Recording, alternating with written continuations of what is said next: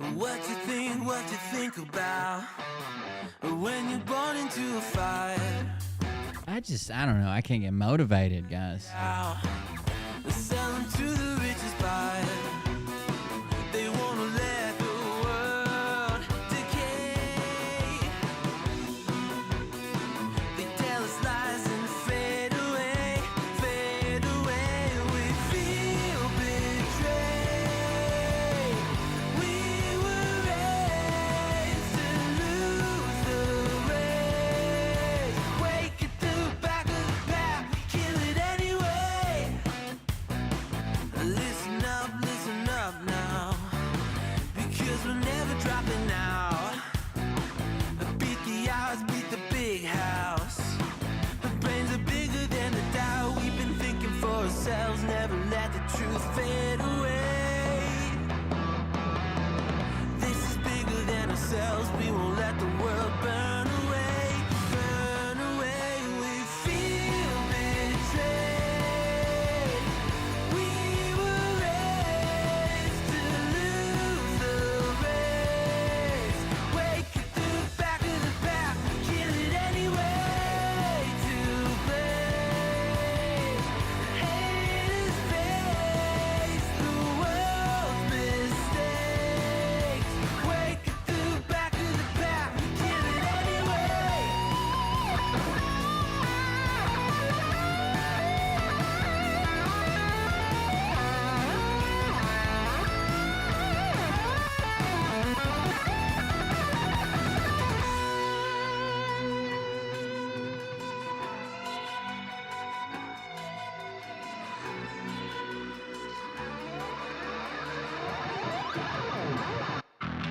And we feel betrayed. We were raised to lose the race.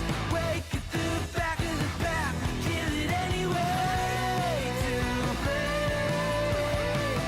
haters face the world's mistakes.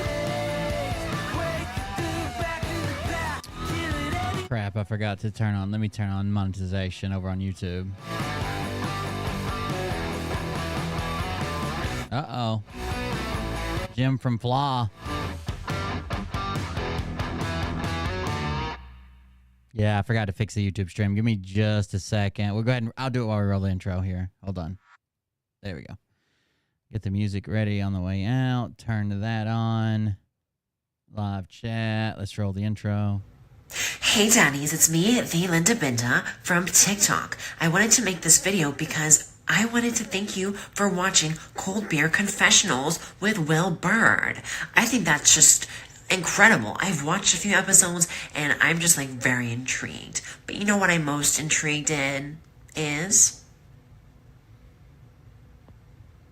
Big Daddy's meat stick. I heard that it's very thick, like a good old German sausage. You know, Linda and her coochie loves that. Oh, never mind. Let's not go there. Anyways, I hope you have a good show and enjoy it as you can. There's a lot of weird things that go on, especially when it comes from the realm of Linda Bindaland. So, enjoy the show. Thanks for watching. Peace out. Welcome, everybody. I'm Will Bird. This is the Cold Beer Confessional. Thank you for joining us. Thanks for coming out. I just can't get super motivated right now. I got too much shit to do, too much on my mind. I feel like, man, I feel so fucking tired all the time. If I sat still long enough, I guarantee I'd fall asleep right here. I got too much going on. But thank you guys for coming out. Sorry for the late start. I was trying to do some other things. I don't know. We'll get it. We'll get it eventually. Just not anytime soon. Let me play this for you. This is a rundown. We'll speed it up a little bit. This is a rundown of something that happened back in 2023. But a lot of us went to court and had testimonies come through and shit like that this week.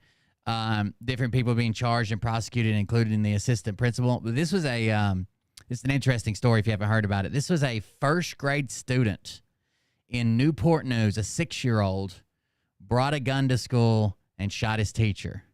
Oh, wow. Thank you very much, Tulu. I don't have alerts set up for that, I don't think. because I very rarely get them. But thank you very much for the super sticker, super chat. Thank you very much. I appreciate it. Tulu with $100 super chat. Wow. Thank you for that. I wish I could highlight it or something. I don't even have alerts on for that. But thank you. I do greatly appreciate it. Thank you very much. It is a sticker. Thank you. I can heart it, I think. With a like. I appreciate it. So we'll check this out. This is a 6-year-old student. This happened in 2023. This happened in November. Okay? Spam just resubscribed for 16 months. Thank you for resubscription. Thank you very much for the $100 donation. I wish I had an alert. I feel like a piece of shit because I don't have nothing that pops up or does anything because I hardly ever get stuff on YouTube. But thank you. I appreciate it. So this happened, I think, in November of 2023, towards the end of last year. But there's a lot of things that we didn't know that happened. Like, there was like 4 different times the assistant principal was told this kid had a gun and didn't do anything. Just listen.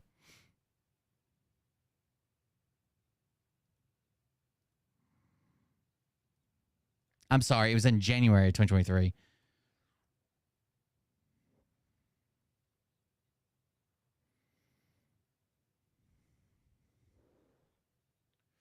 Oh, shit. Yeah, it is muted. Damn it. Hold on.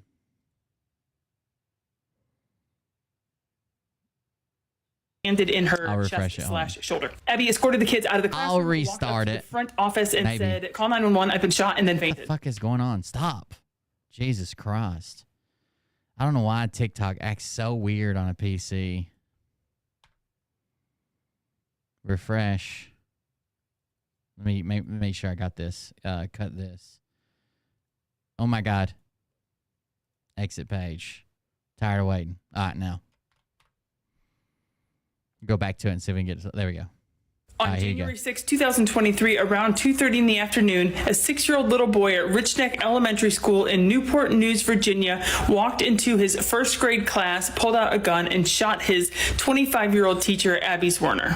Abby was sitting at the reading table when the little boy pulled a 9mm Taurus handgun out of his coat pocket and pointed it at Abby. He didn't say anything and fired one shot, which went through her hand. Her hand was out protecting her body, went through her hand and landed in her chest / shoulder. Abby is. So this has been a year or over a year now, but a lot of stuff has went to court, like I said, including the assistant principal has been to court. She got like 8 counts of child endangerment or something. Escorted the kids out of the classroom, walked up to the front office and said, "Call 911. I've been shot." By the way, she's a trooper, this teacher. So she got shot through the hand. She put her hand up defensively, shoot through the hand, bullet lodged in her chest. A lot of people would freak out. I've seen people with non-life-threatening wounds, like get hit in the arm or something, and they don't go down. Like they're not shot down. They just lay down. Like I guess they expect that's what's supposed to happen after you get shot. They just lay down. But this woman at least had the ability to take the rest of the students out and walked herself to the front office to report that she had been shot, to call 911. The students were safe. Call 911, and then she collapsed. Been shot and then fainted. At the same time of the shooting, a reading specialist named Amy Kovac happened to be walking by when the shot went off. She walked into the class, grabbed the little boy, and called 911. As they're waiting on police, Amy said the little boy said, and I quote, "I did it. I shot the bitch dead. I got my mom's gun last night." The boy had been known to be violent and problematic, and in fact had brought bullets in just days. So this kid had been in a bunch of trouble. Not only this year, he just got off suspension for taking the teacher's phone and the cell phone and smashing it into pieces 2 days before, and then told people, other students, that he was going to be bringing in a gun next. And by the way, he's 6. He had to bring this from home, right? 6-year-olds don't even know what they're saying when they're like, "I shot the bitch dead." They brought this from home. In fact, the little boy had been suspended the day before for smashing Abby Zwerner's cell phone 2 days prior. So the day of the shooting was his first day back to school. In fact, the little boy's kindergarten teacher came forward saying that the year before, the little boy had come from behind, put her in a chokehold with his forearm, and didn't let go until another teacher pulled him off of her. 13 days after the shooting, the child's mother comes forward. That's right. When he was 5 years old and in kindergarten, he tried to put one of his teachers in a chokehold. Like obviously he probably can't choke him out. He doesn't have enough leverage. It's so tiny, but like another teacher had to remove him. and gives this statement, quote, our child suffers from an acute disability that was under a care plan at the school that included his mother or father attending school with him and accompanying him to class every day. The week of the shooting was the first week when we were not in class with him. We will regret our absence on this day for the rest of our lives, end quote. At this point in the investigation, things really start to pick up when Abby's attorney comes forward. So I don't know what's going on. They say that he was on some type of plan with the school that the parent had to go to class with him every day. But then this was the very first time that the parent did not go to class with him. That's very strange. And says that they are going to sue the Newport News School District because they were warned 4 separate times on the day of the shooting that the little boy had a weapon and didn't do anything to intervene. So it starts at 11:15 that morning when Zwerner goes to the then assistant principal, Dr. Ebony Parker, and tells her that the little boy is acting especially violent. He had already beaten up a kindergartner. He stared down a security guard in the lunchroom, and there was talk in the halls that the little boy had a weapon. Okay. So that assistant that grabs the boy that was walking by when the gunshot went off and ends up grabbing the boy and calls 911, she comes to her and says, hey, this kid's being extremely violent today. He's already beat up another kid. He had some weird stare down with our security guard or security officer. I'm not sure if it's like a resource officer, like a cop or like private security. And there's rumors that he has a weapon, a gun with him today. There are these rumors. That was the first warning. According to documents, Parker never even looked up from her desk, just straight up ignored her. At 12:30, the same teacher, Amy Kovac, who had called 911, searched his book bag but did not find the weapon. Come to find out, they were at recess and the little boy had put the weapon in his... So they searched his backpack later. A teacher took it upon herself. Nobody instructed her to. She had just heard the rumors. No one instructed her to, but she searched the backpack, which is fine. Like anything you bring to a school is subject to being searched, even if you go there for like a basketball game or some shit.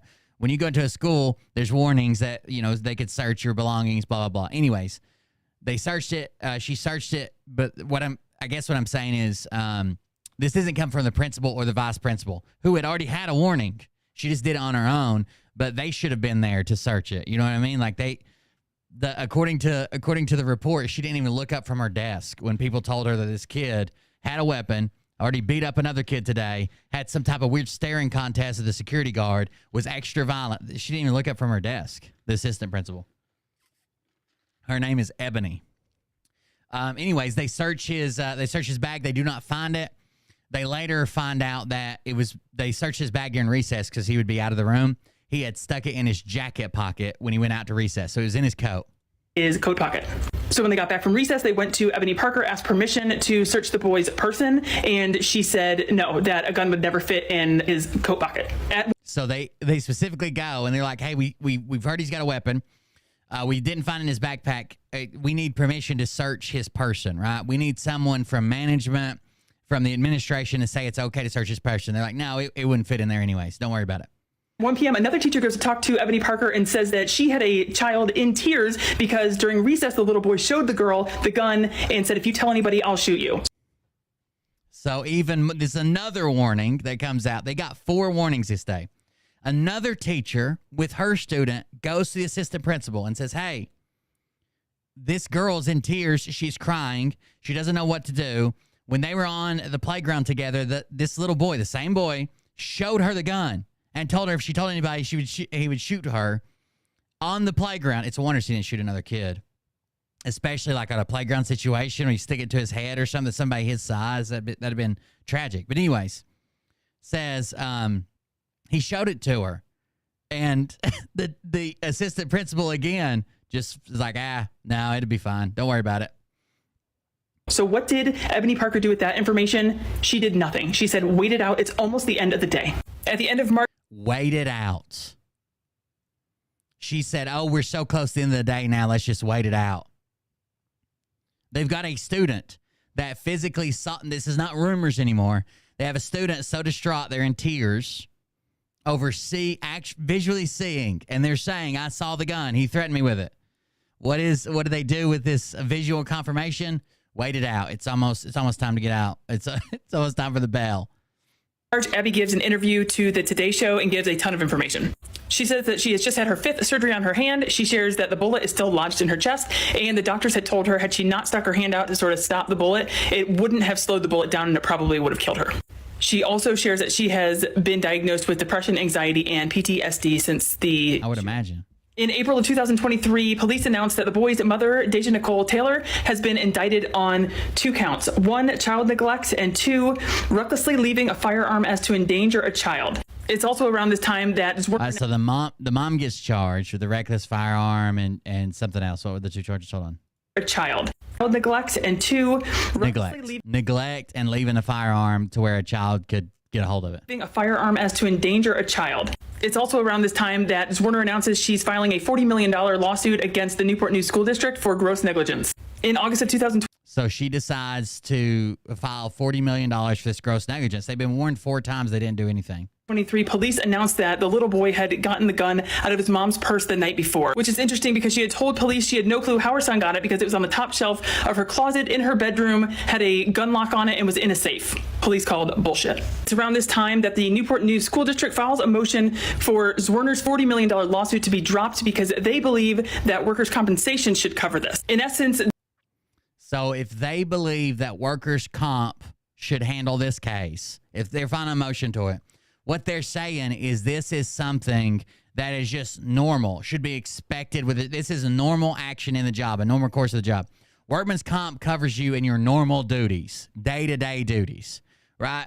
So if you drive a forklift and you get hit by a fucking airplane at the factory, it comes through the roof and an airplane fucking hits you, that's not going to be covered under workman's comp. It's not within your normal duties.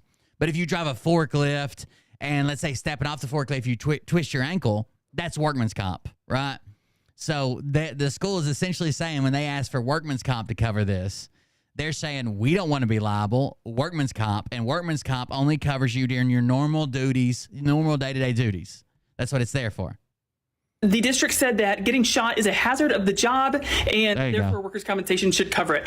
A hazard of the job. Thankfully, Judge Matt Hoffman called total BS and denied their motion. Had it been approved, she only would have been eligible for 10 times her salary, which I don't know what she was making, but I'm assuming is a far cry from $40 million. So workman's comp, I guess it depends on what workman's comp, but her workman's comp would have done 10 times your average salary.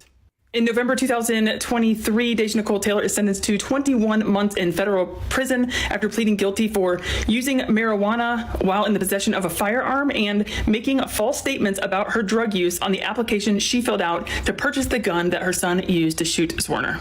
21 months in prison.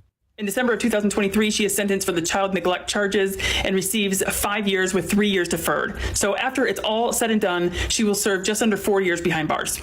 Just last month on March 11th, maybe if they don't let them like coincide, right? Sometimes you'll get like a 2-year charge and a 1-year charge, and they run congruently. So really, you only be there in 2 years, right? Because the 1-year charge is both 1 years count for both charges, and then the second year counts for the second charge. 2024, the former assistant principal, Dr. Ebony Parker, was indicted on 8 counts of felony child neglect because she didn't turn herself. So finally, she's been. So this is the new part of it, I guess. It says a Virginia prosecutor said Thursday that he will pursue the case against former assistant principal indicted on a felony child neglect charge at the elementary school where a 6-year-old shot a teacher last year, and suggested others could be charged as the investigation continues. A day after a special grand jury so a grand jury was used for this. It wasn't just the DA's call. Outlining the case against ex-administrator Ebony Parker was made public. Newport News Commonwealth's attorney Howard Gwynn told reporters that he was troubled by the findings and believes the charge is warranted. He added that he had never brought a charge against a school administrator or heard of it being done as it relates to this type of case, but that we go wherever the facts lead us. Now, a grand jury is usually good for a charge like this, especially if it's in uncharted territories, because you're not relying on a prosecutor to pick it out, right? You're relying on a jury that just hears the evidence, the factual statements that they believe they can make about this case, right? There's no defense there. It is just presenting, this is what happened, this is what happened, this is what happened, and it's less opinion and more like fact based. So we have testimony that this person warned them, this little girl was crying on the whatever, right? And the grand jury comes in. So that kind of covers the prosecutor, especially in uncharted waters. Like, obviously, we've never heard of an administrator getting charged like this, or we've really never heard of an administrator ignoring this many warnings. Sometimes we'll hear about like an administrator ignoring warning signs, or maybe a threat made like months ago, but to ignore 4 different warnings on the day of, including eyewitness testimony of a distraught child seeing the firearm, is insane. I never thought about this precedentially to set precedent. I simply think about this as us doing our job, and so whether it has precedent or not, it's not really relevant to what we do, and it has no bearing in any decision we make. The shooting at Rich Neck Elementary School in Newport News on January 6th, that's Virginia, brought national attention to school safety and stunned the community when police announced the child's actions appeared intentional. Because a lot of people, when this first came out, that this 6-year-old had shot a student, thought it was an accident. Brought the gun to school, was messing around with it, accidentally shot him. But this was seems to be all intentional, and he planned it out. Now, he's got to get these actions from his parents. There aren't 6-year-olds that act like that, right? He's bringing it from home somehow. Whether that's his parents or what he's watching or who he's talking to outside, there's not 6-year-olds that would even think about shooting their teacher. This is crazy. Anyways, legal experts say it remains rare for charges to be brought against parents, administrators, or other adults when a child commits gun violence at school. But some say the recent involuntary manslaughter trials of Michigan parents of a teenage shooter who killed 4 classmates, the first parents in the U.S. to be held criminally responsible for a mass shooting committed by their child, could set legal precedents leading to similar prosecutions. Gwen said there is a message to be sent when charges are brought in the fallout of school shooting, and that the safety of the children and staff and administrators should be taken seriously. Now, I personally believe, especially with older children, even like high school children, that they can kind of live a double life. I've seen it, where their parents believe one thing, and they're not bad parents, right? They work, they're busy, whatever, but they try to be involved in their kid's life. But there's just 2 different lives.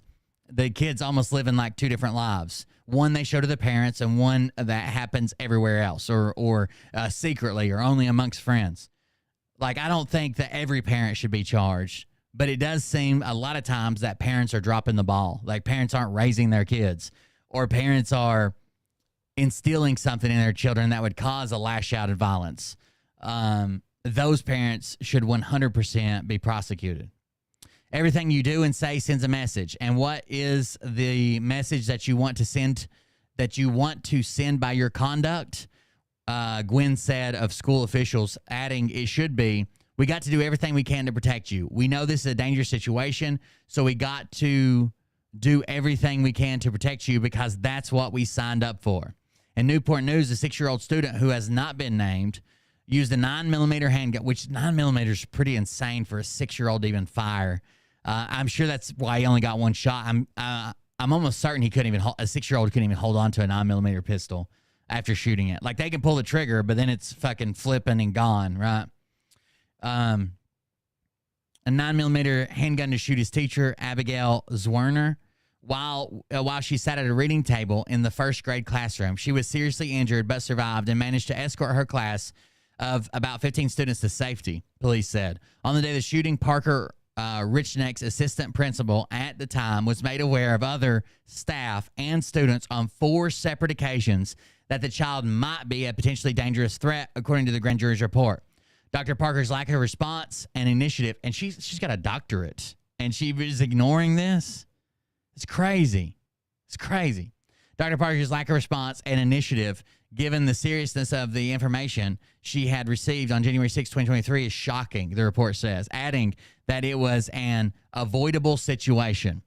The shooting, right? She couldn't go back in time and keep the kid from bringing a gun, but she definitely had time to intervene and stop this shooting from happening.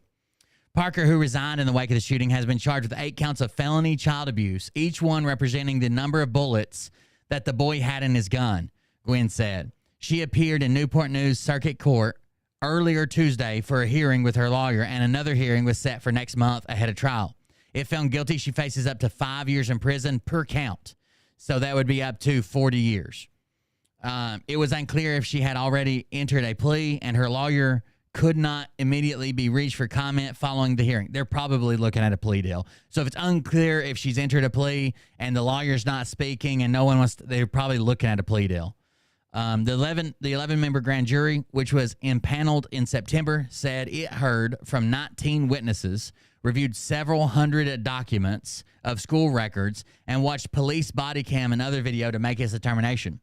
Its report provided further details about the events. So this is where we got, this grand jury report's where we got some more of the details that no one knew already.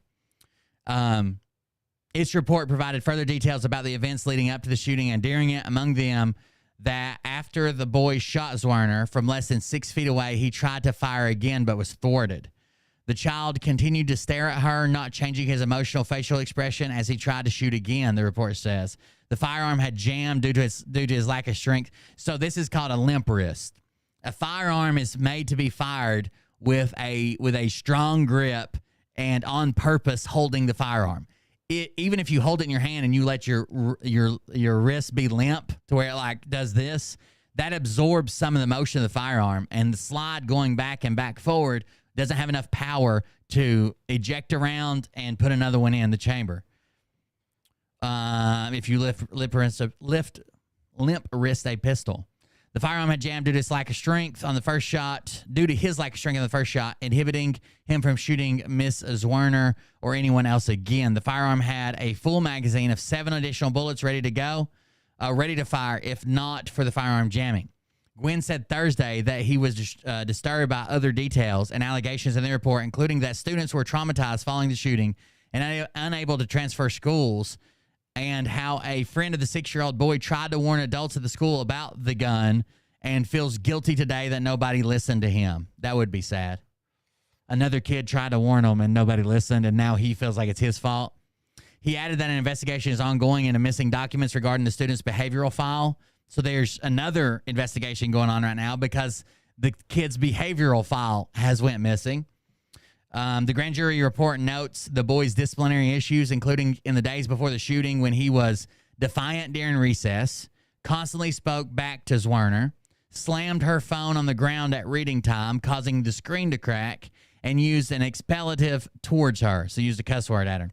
He was suspended for 1 day after that incident. 1 day suspension for cussing her, breaking her phone, and refusing whatever they were trying to get him to do after recess. I guess come in, probably. Gwynn said his office is working with the school leadership to determine what happened to the missing documents in his file, and if someone is found to have illegally removed them, trust me when I tell you, they will be charged.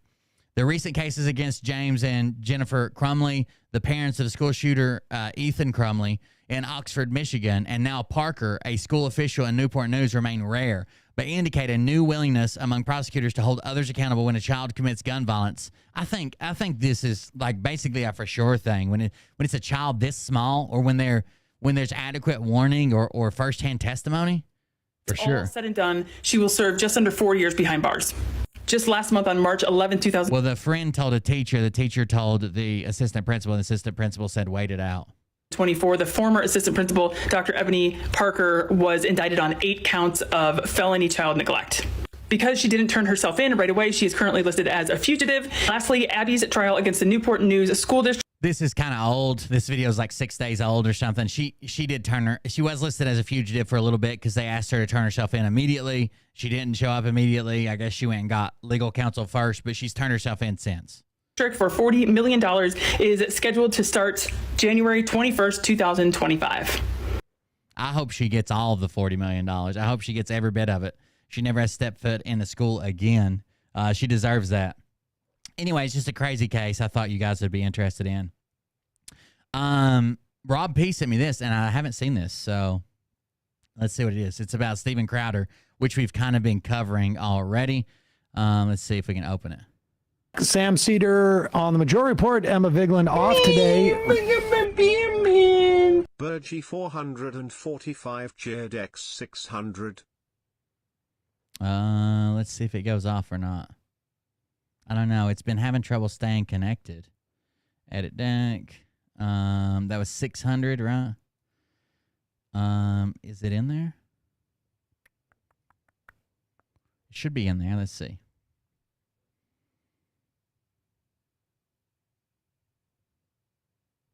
Come on, run. I see you in the queue. Okay, there you go. I don't know, it's been slow lately, but there you go. Thank you for the 600 bits, I appreciate it. Drunk, 'cause I'm drinking. Violent games at a million times over. Violent games don't cause violent crimes. But anyways, here you go. I want to welcome back to the program Matt Brunig. He's the founders of the People's Policy Project, author of the NLRB Edge newsletter, and co-host of the Brunigs podcast. Matt, welcome back to the program. Oh, thanks for having me back. So I'm a little bit familiar with this Louder for Crowder show. It is hosted by a guy named Steven Crowder. And about, I don't know what it was, like 2 weeks ago, maybe it was, I saw this video. I watched it. It was 45 minutes long. And it was a former employee of Steven Crowder's, a guy named Jared, who they used to refer to on the show as Not Gay Jared.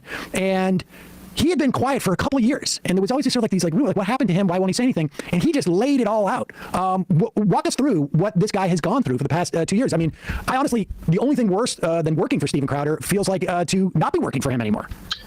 Yeah, I mean, in the last 2 years, especially, it seems like Mr. Crowder was engaged in a divorce. I'm sure you covered that extensively. And I've heard rumors. You've heard, yeah, there was a video. I don't know if you saw a ring video. And he. Yeah, Mr. Monroe is my client, and Not Gay Jared, as you refer to him. He knows Hillary, who is Steven's ex-wife, and so this is Jared's lawyer. They're friends, and as a result of all this, Steven Crowder seems to have been really upset by Mr. Monroe just kind of being friendly with Hillary, and has pursued a sort of retaliatory legal actions against Jared. And we should say, like, from what I understood from the video, Jared left because he felt the situation there was really abusive, and it took some. I mean, it took a decent amount of courage because this guy was expecting a newborn with his wife, and to leave that situation's got to be a little bit nerve-wracking, to go out and not have a job in that instance. So can you outline like what happened once he left there?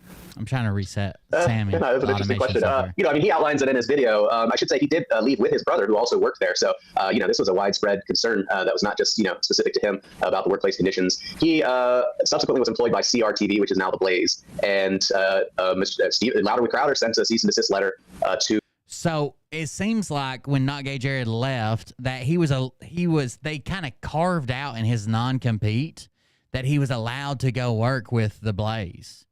Then suddenly, after he starts there, they're like, oh no, he's done. He's done. He's not doing it. To Jared about that employment, alleging that he had breached a variety of clauses. And, this was never litigated, but you get letters like this, and it can become a problem, including for the employer that you now work for, because they're worried about getting sued for tortious interference with contractual relations. And so it just created, a lot of problems, a lot of legal harassment, even going back many years, not just the last couple of years. Isn't when he sends this letter, when Crowder sends this, isn't he also engaged, arguably, in tortious interference in this new employment contract situation?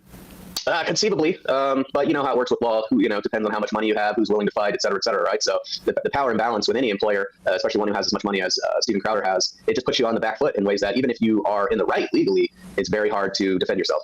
Do we have a clip of Steven Crowder? Do we have that clip that I had asked for? Yes, I believe so. Is it about the NDA? Yes. Do we have the NDA one? Mm-hmm. Can we play it? Yeah, let's play it. Okay, because I just want to ask you about this, because one of the issues in the unfair labor practice charge that you filed with the National Labor Relations Board is around a confidentiality rule, like I guess a so-called a non-disclosure agreement. And it's not the first time I heard about these, but one of the most prominent times I heard about it was actually from Steven Crowder complaining about the existence of it. Wait, I can't find this. Oh, all right. Well, we don't have that video. Okay, so, but that's where I heard him talk about this with the Daily Wire. He thought that was like an impingement on his First Amendment rights. So, which is odd. But walk us through this, like what the things that you filed with the National Labor Relations Board are about, because it's not just about the working conditions that he was subjected to, but it's the implications of the contract, right? Yeah. So when he left Louder with Crowder LLC, he signed a separation agreement that included a non-disparagement provision, which is a very broadly worded clause that basically says don't ever say anything negative about Steven Crowder, and a confidentiality provision which forbid him from disclosing the contents of this agreement. And we filed the lawsuit that Steven Crowder filed against Jared alleged that he breached this non-disparagement provision by potentially saying negative things to Hillary Crowder in the divorce context. But course. We filed a charge at the National Labor Relations Board where we allege that the confidentiality and non-disparagement provision are illegal under the National Labor Relations Act, and therefore it must be rescinded from the agreement. And of course, if they're rescinded from the agreement, that would moot the lawsuit. And so, I mean, when you say that they're illegal, are they illegal in this context? Are they broadly illegal? And what is the why can't two individuals just decide in a free country, even if one of them has like the power to harass somebody else for apparently for years and scare them that they're going to have no money for their family? Well, why can't two people or two, an entity and an individual enter into an agreement like that? Yeah, so last year the NLRB decided this case called McLaren-Macomb, and they it's almost exact same facts of severance agreement that contain these two clauses, and they found that those clauses are illegal and unenforceable. The reason why that's the case is that you have a right under the National Labor Relations Act to, in concert with other employees, including former employees, to criticize the working conditions of your employer. And the clause read on its face would make that a violation of the agreement. And so if you have a clause that restricts your rights under the NLRA, that clause is not enforceable. And this kind of goes back to the very beginning of the NLRA. One of the big things it was trying to do was make it so that yellow dog contracts, which are these agreements where employees promise they will never join a union, to make those illegal. So this is kind of really core to the NLRA, is that you have certain labor rights that cannot be waived, cannot be contracted away. So if I understand you, it is irrelevant as to whether your client supposedly broke various provisions. Like, for instance, if he wasn't saying anything about disparaging him about working conditions, let's say he was just disparaging him like, I've changed my politics and I hate his politics, or this guy's hypocritical offset or something like that. That would be a violation of his contract. But before you even get to that assessment, the clause itself is illegal because it's too broad, and therefore the whole thing is struck down. There's no, like, you can't go in and sever different parts of that clause. Is that it? Right. The remedy is to rescind the clause in its entirety. That's what they did in McLaren-Macomb. There's a case right now against SpaceX where they're pursuing the exact same thing. There is potentially two unfair labor practices that can occur when you have a clause like this. The first is just the clause itself. What they'll say is maintaining the clause, maintaining the existence of the clause is an unfair labor practice because it would coerce someone away from engaging in protected activity lest they get sued, right? The second thing is enforcing the clause against protected activity would be a violation. So that is, if you did disparage by talking about working conditions and it was enforced against that, that would be a separate unfair labor practice. If it was enforced against some other thing that wasn't protected activity, that would not be a separate unfair labor practice. But the clause itself, still being unfair labor practice, would get rescinded, and that would essentially moot your ability to enforce it. So hypothetically, if I had worked for Crowder and I had signed one of these things, there's an unfair labor practice because it's so broad. But if he and if I had gone on to say, like, the working conditions were horrible and he tried to enforce against me, that would be a problem. But if I said, oh, and incidentally, this guy on weekends, he goes to bathhouses and it's very weird what he does there, that wouldn't be an unfair labor practice for them to go after me. But the initial underlying clause was inappropriate. If the initial underlying NDA, it seemed like the thing he signed was like a non-disparaging agreement, right? Don't go talk shit about us after you leave and reveal these secrets or whatever. They turned that into like an overburdensome non-compete. You can never work in this industry ever again. That doesn't make sense. It was more narrowly tailored. In other words, like, you can disparage our working conditions all you want. It's been reported that there's been all sorts of like weird, they put testicles on people's shoulders, which we stopped. They have them doing Steven's laundry. They had, hold on, I think there's a little video they made. There's a little video. Let me see if I can find it. There's a video that was made by the guys over at Revenge of the Sis that they made from people claiming different working environments or the talking about the working environment with working for Crowder. Let me see if I can find the video. It was like a new employee video, but it was still pretty good. Paris Hinton's babies, weird head. Okay. They took it from some guy who was testifying or who made statements about it, but they made a little funny employee video out of it. Like, it's your first day on the job at Louder the Crowder. Please remember this and that, whatever. It's pretty funny if I can find it.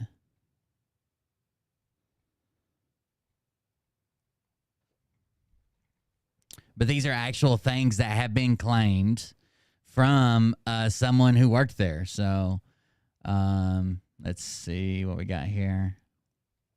Honestly, I don't even know if they made it. They shared it. They may have made it as well, but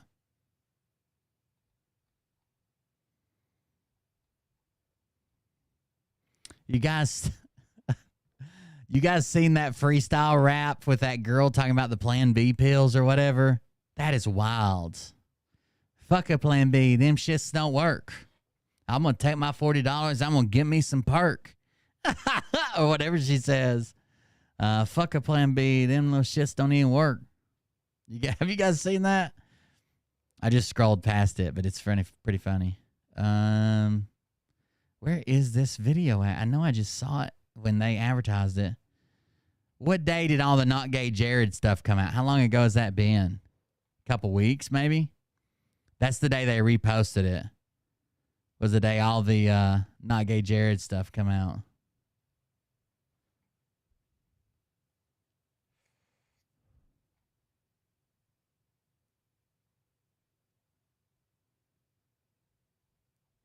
Have you guys seen the people who go to these alpha male camps, these guys that go to alpha male camps? It's kind of like going to a boot camp, right?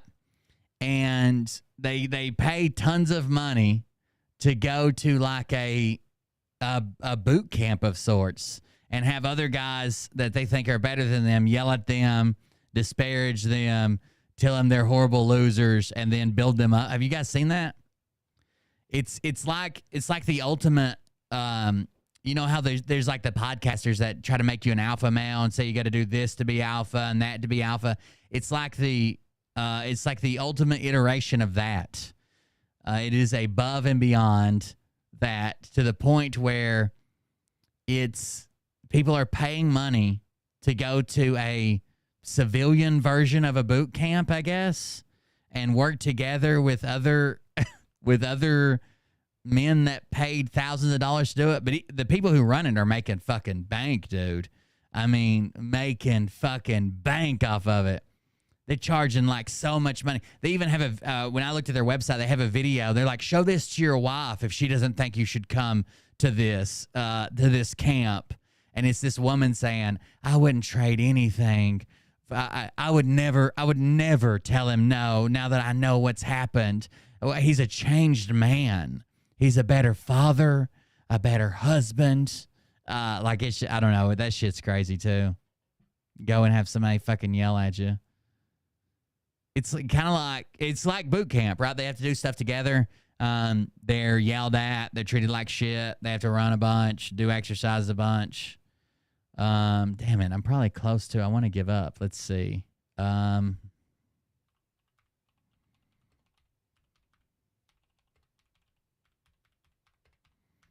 hate searching fucking, it's so hard to search YouTube or search Twitter.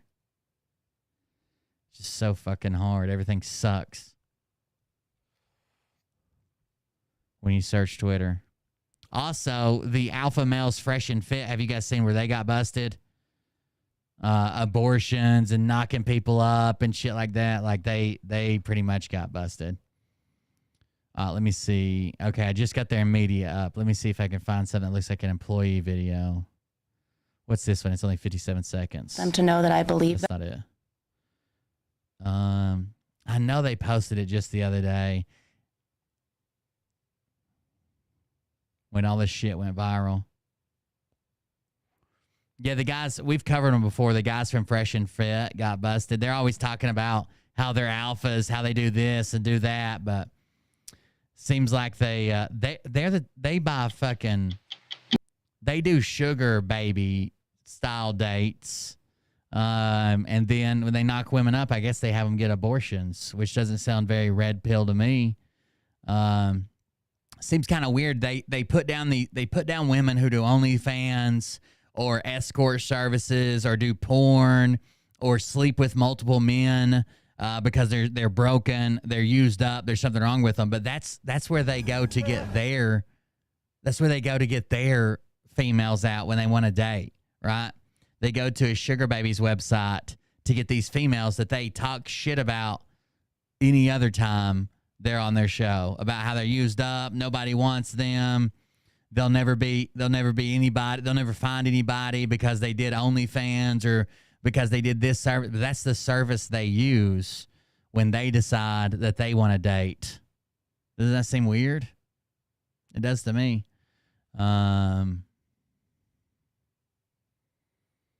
I'm still scrolling. I was looking for Crowder memes. You guys can watch this while I do it. Stopped doing around here ages ago. But if the clause was you cannot speak to anything that Stephen or Bill or whoever worked here do after work hours, that would have been okay, right? I mean, that in and of itself. Exactly.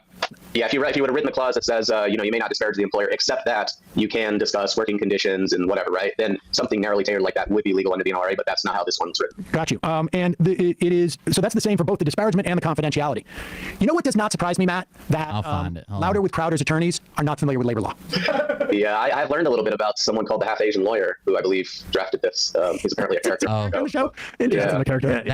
That's how Crowder brags about his lawyer, calls him the half Asian lawyer.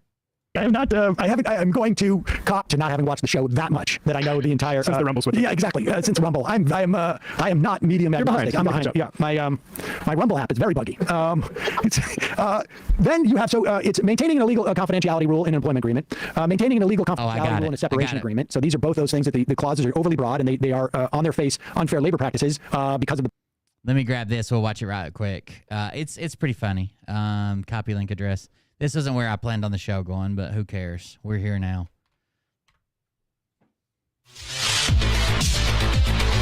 So this is Revenge of the Sis, and it's their clip channel. So I'm playing one of their clips. I don't know if you know this, Mersh, because we're gonna do a couple things funny. before we get into the movie. Because this is so busy. Royce We're and gonna Mersh. get to the movie really quickly, but two things we wanted to do first. Number one. Also, people used to make fun of Royce for being fat, but I guess he's like.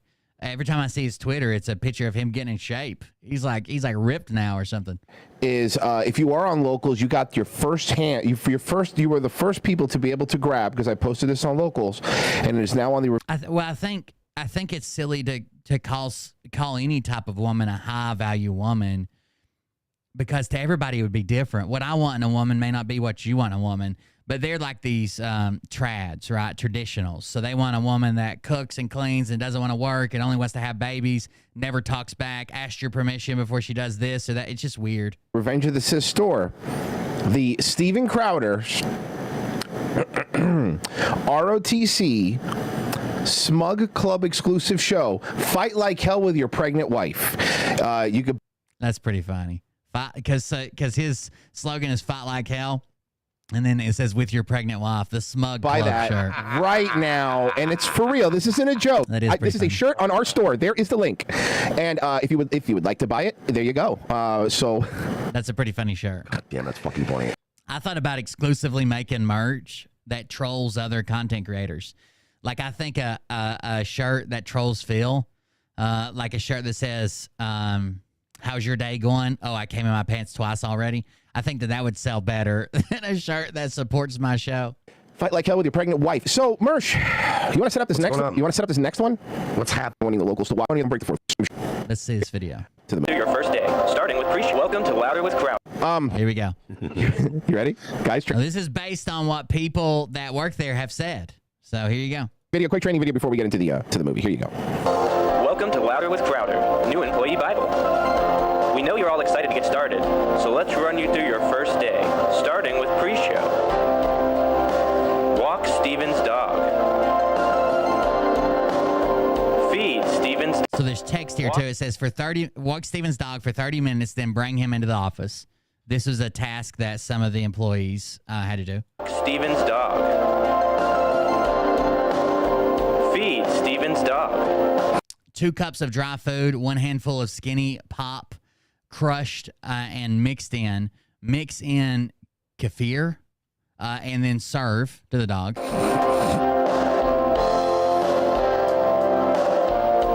Make Steven's tea. Steven likes the stuff in the clear Tupperware container that's in the top right corner of the cubby that holds the LWC coffee mugs. I think it got bigger. That's right. Important reminder. Preheat the mug and put the white cappuccino cup on top to hold the heat in. Also, don't forget, once the tea is brewed, put the white cappuccino cup on top of the mug, again, to keep the heat in. Deliver the tea to the studio about 5 minutes before runtime. Wow. So deliver the tea. This is what their new employees do. So deliver his tea 5 minutes before showtime. You know, Mersh. That's to help his throat. Make sure to place the tea on the right side of the desk. Important reminder. I couldn't imagine, like, if I asked someone to bring me a drink, I couldn't imagine also giving them specific details and implying they may get in trouble if they don't place the drink in the right spot. Make sure to place the tea on the right. You know, Merch, well, as we continue playing this training video, it kind of feels like this is very detailed and probably not a joke. Yeah, it almost feels like somebody just, used to work there and hates it. It's almost like somebody used to work there. It's very possible. I don't know if this is true. And because this was distributed to us, so we don't know. I have no idea. We have no... Oh, this was sent to them? Do you think this is a real video? Sure, it was a DVD. Video. I literally had to rip it from a DVD. It was wild. It was fucking wild. I had to break into a Wendy's. Right. I mean, it was VHS. No way. DVD was just a VHS. And I had to buy that converter to VHS to PC thing. It was fucking hard. It's a pain in the ass, dude. Yeah. That's why the tracking's all fucked up. Yeah. So, I don't know, but it almost feels like if you pay attention to this video, this is what Steven Crowder actually does. And the sparkling water on the left. And the Nixie sparkling water on the left side of the desk. Tea on the right, Nixie sparkling water on the left side of the desk. That's right, the water has to be on the left. Don't forget that. Stock Steven's fridge. Mm-hmm. Stock the fridge. Make sure my fridge has lots of beer, Nixie sparkling water, Fairlife chocolate milk, Rockstar energy drinks, Trader Joe's overnight oats, and my freezer muffins. Check it. Sometimes Steven wants a potato. Guys. Sometimes you want to what? Guys. You want a good starch. Guys. Hearty meal. Guys, sometimes. Guys. It almost sounds like Not Gay Jared's voice on the video. Sometimes Steven wants a potato. Sometimes you want a potato. The problem is... You had a potato and then you fucking left and it's not working at the Blaze. Are you happy? Yeah, no. How's that feel? I'll take my Landau fully loaded, please. Don't forget, wash the potato, poke holes in potato, wrap. These are instructions they were given. Wrap in paper towel, microwave for 2.5 minutes on each side. Cut in half, then deliver the potato to me during our run-through. We're live, Slip and Jimmy. Trivia You have to time. wash the potato. What? Numbers do you press on a microwave to cook a None of this is a bit. I mean, somebody might have a joke about it, but this is not. This isn't a bit. What numbers do you press on the microwave to cook potato for 2.5 minutes? Trivia time. for 2.5 minutes? This is so good. 2.5, 2 30, 25, 0025. This is so good. Like, they may have made this, like, it's obviously over the top and a joke, especially the images in the background, but the instructions are real. That's right. You are smart. Change my mind. Do Steven's laundry. If there are cloth in the hamper in my bathroom, make sure they are washed, dried, and hung in my closet. If there are clothes in the hamper in my bathroom, make sure they are washed, dried, and hung in my closet. Working there sounds like a fucking nightmare. These, by the way, Right, okay, I got you. these are things that actually they were all made to do. This is 100% true. And it's Sometimes it's you want a insane to me, potato, right? yeah. So you're a janitor. You work there and you're a janitor. Here's the thing, man. Custodian, dick. Yeah. Can you imagine if you went to Blaze? Think about this, right? Can you imagine we went over to Blaze and like Sarah's producer was walking around and she was mopping the floor? We'd be like, "What are you a jan?" You know what I mean? Like, that's not your job, right? You're a producer, right? Yeah, it's bizarre. Don't forget to wash the whites separately. Good job. They claim this was sent to them Now on on a the DVD. run-through. Oh, good, the run through. Set up Steven's iPad. Oh my God. These are the crazy things. Set up my iPad. Make sure iPad is in studio. It's set to do not disturb. It is inverted into dark mode. Click the power button 3 times. Tim knows the super secret password. One day you might learn it too. iPad is in studio. It's set to do not disturb. It's in inverted dark mode. Click the power button 3 times. Tim knows the super secret password. One day you might learn it too.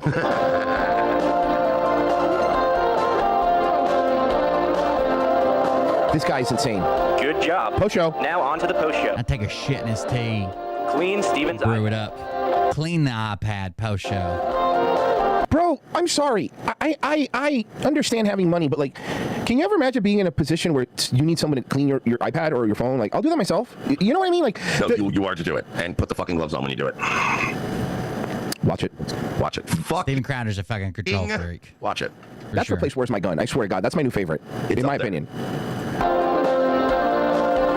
Wipe iPad down with screen cleaner and microfiber cloth, which can be found in the bottom left drawer of his office desk.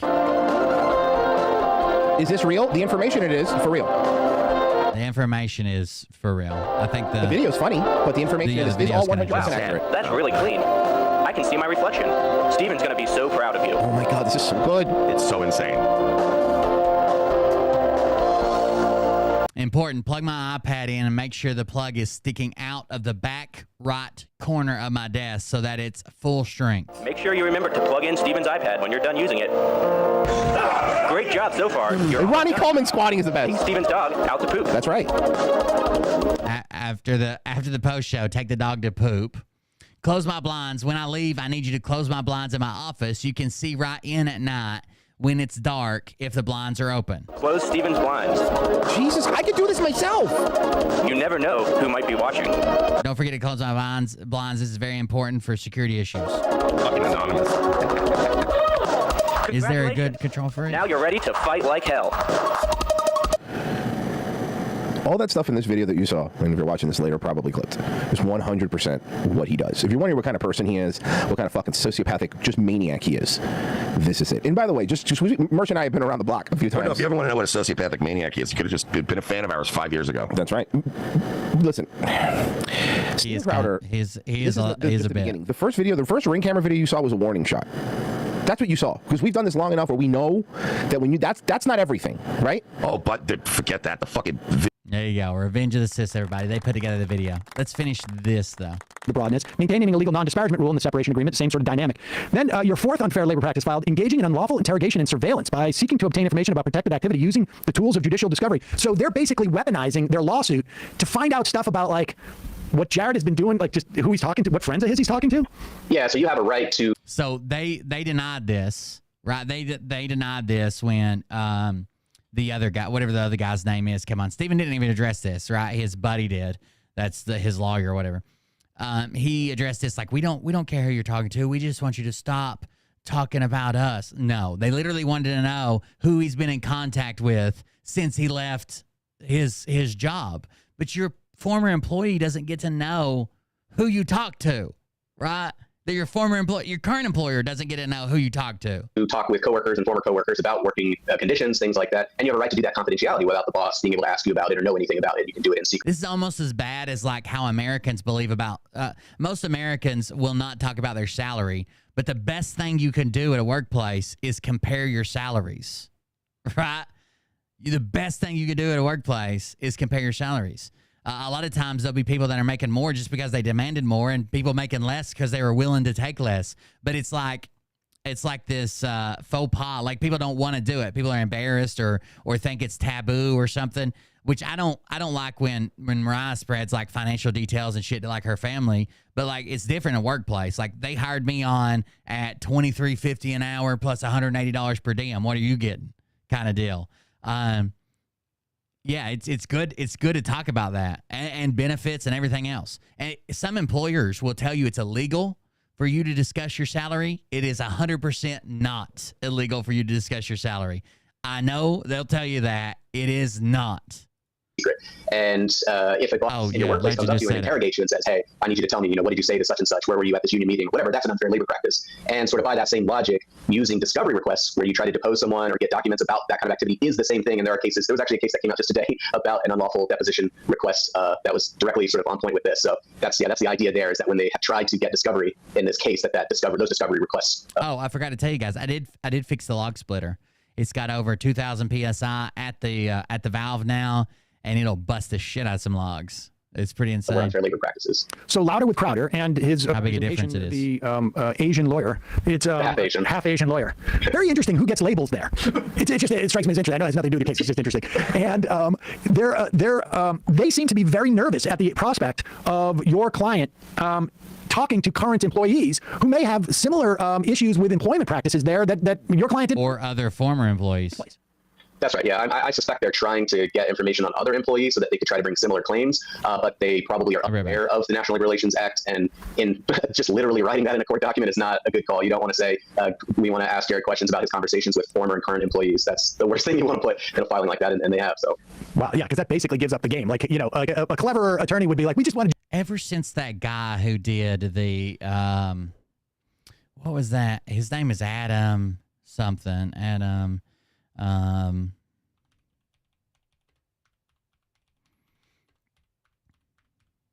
He did a show on Discovery.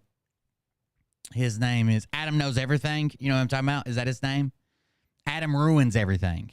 That guy, I think he's a complete idiot ever since I saw him on Joe Rogan. He's just dumb as fuck. But he did a show on like people, like the laws surrounding like employment and temp services and sharing your salary details and this, that, and the other. He did a show on it, which is very informative if you ever find the video. Adam Ruins Everything. Now, to be fair, he had a script writer then, right? And it's a very informative show. The one time he was on Joe Rogan, he looked like an idiot. Generally asking broad questions about stuff and stumble into that. But when you're literally saying we want to violate the National Labor Relations Act. I've been riding it some and stuff, so I just haven't had time to fucking do anything where work's been so crazy lately. And now I'm liquidating my dad's estate. I'm waiting on parts to do a video about upgrading it, but they're coming from China, so that should be a while before they come in. It does say they've shipped. I'm just waiting to get a USPS tracking number. And that's why we wanted to. Yeah, in writing, like normally the way it'll work is they'll get the deposition and then you'll have to go through the deposition transcript and identify the questions where they're violating. Here they've just declared in advance we're going to ask violating questions. Well, that makes your job a little bit easier, I would imagine. You don't have to go through each specific instance. Sending the fifth one is sending legal threats. Yeah, that's where I learned about the glasses monopoly too. You know that when Oakley first came out, they wanted to be high quality glasses made for like every man. Okay. When Oakley's first came out, they were supposed to be like a high quality glasses made for like everybody could afford it. Right. Then they were offered to be bought out by the same place that owns the same parent company owns Lens Crafters and Sunglasses. They basically own all the sunglasses brands. Right. They own like 30 some different brands of stores and manufacturers. Anyways, they went to Oakley and they're like, we want to buy your brand, have them in our stores, blah, blah, blah. And Oakley's like, no, thanks. We want to do our own thing. So when Oakley went public a year later after denying that these people could buy, it's Luxottica, I think. Luxottica is the name of the company owns it all.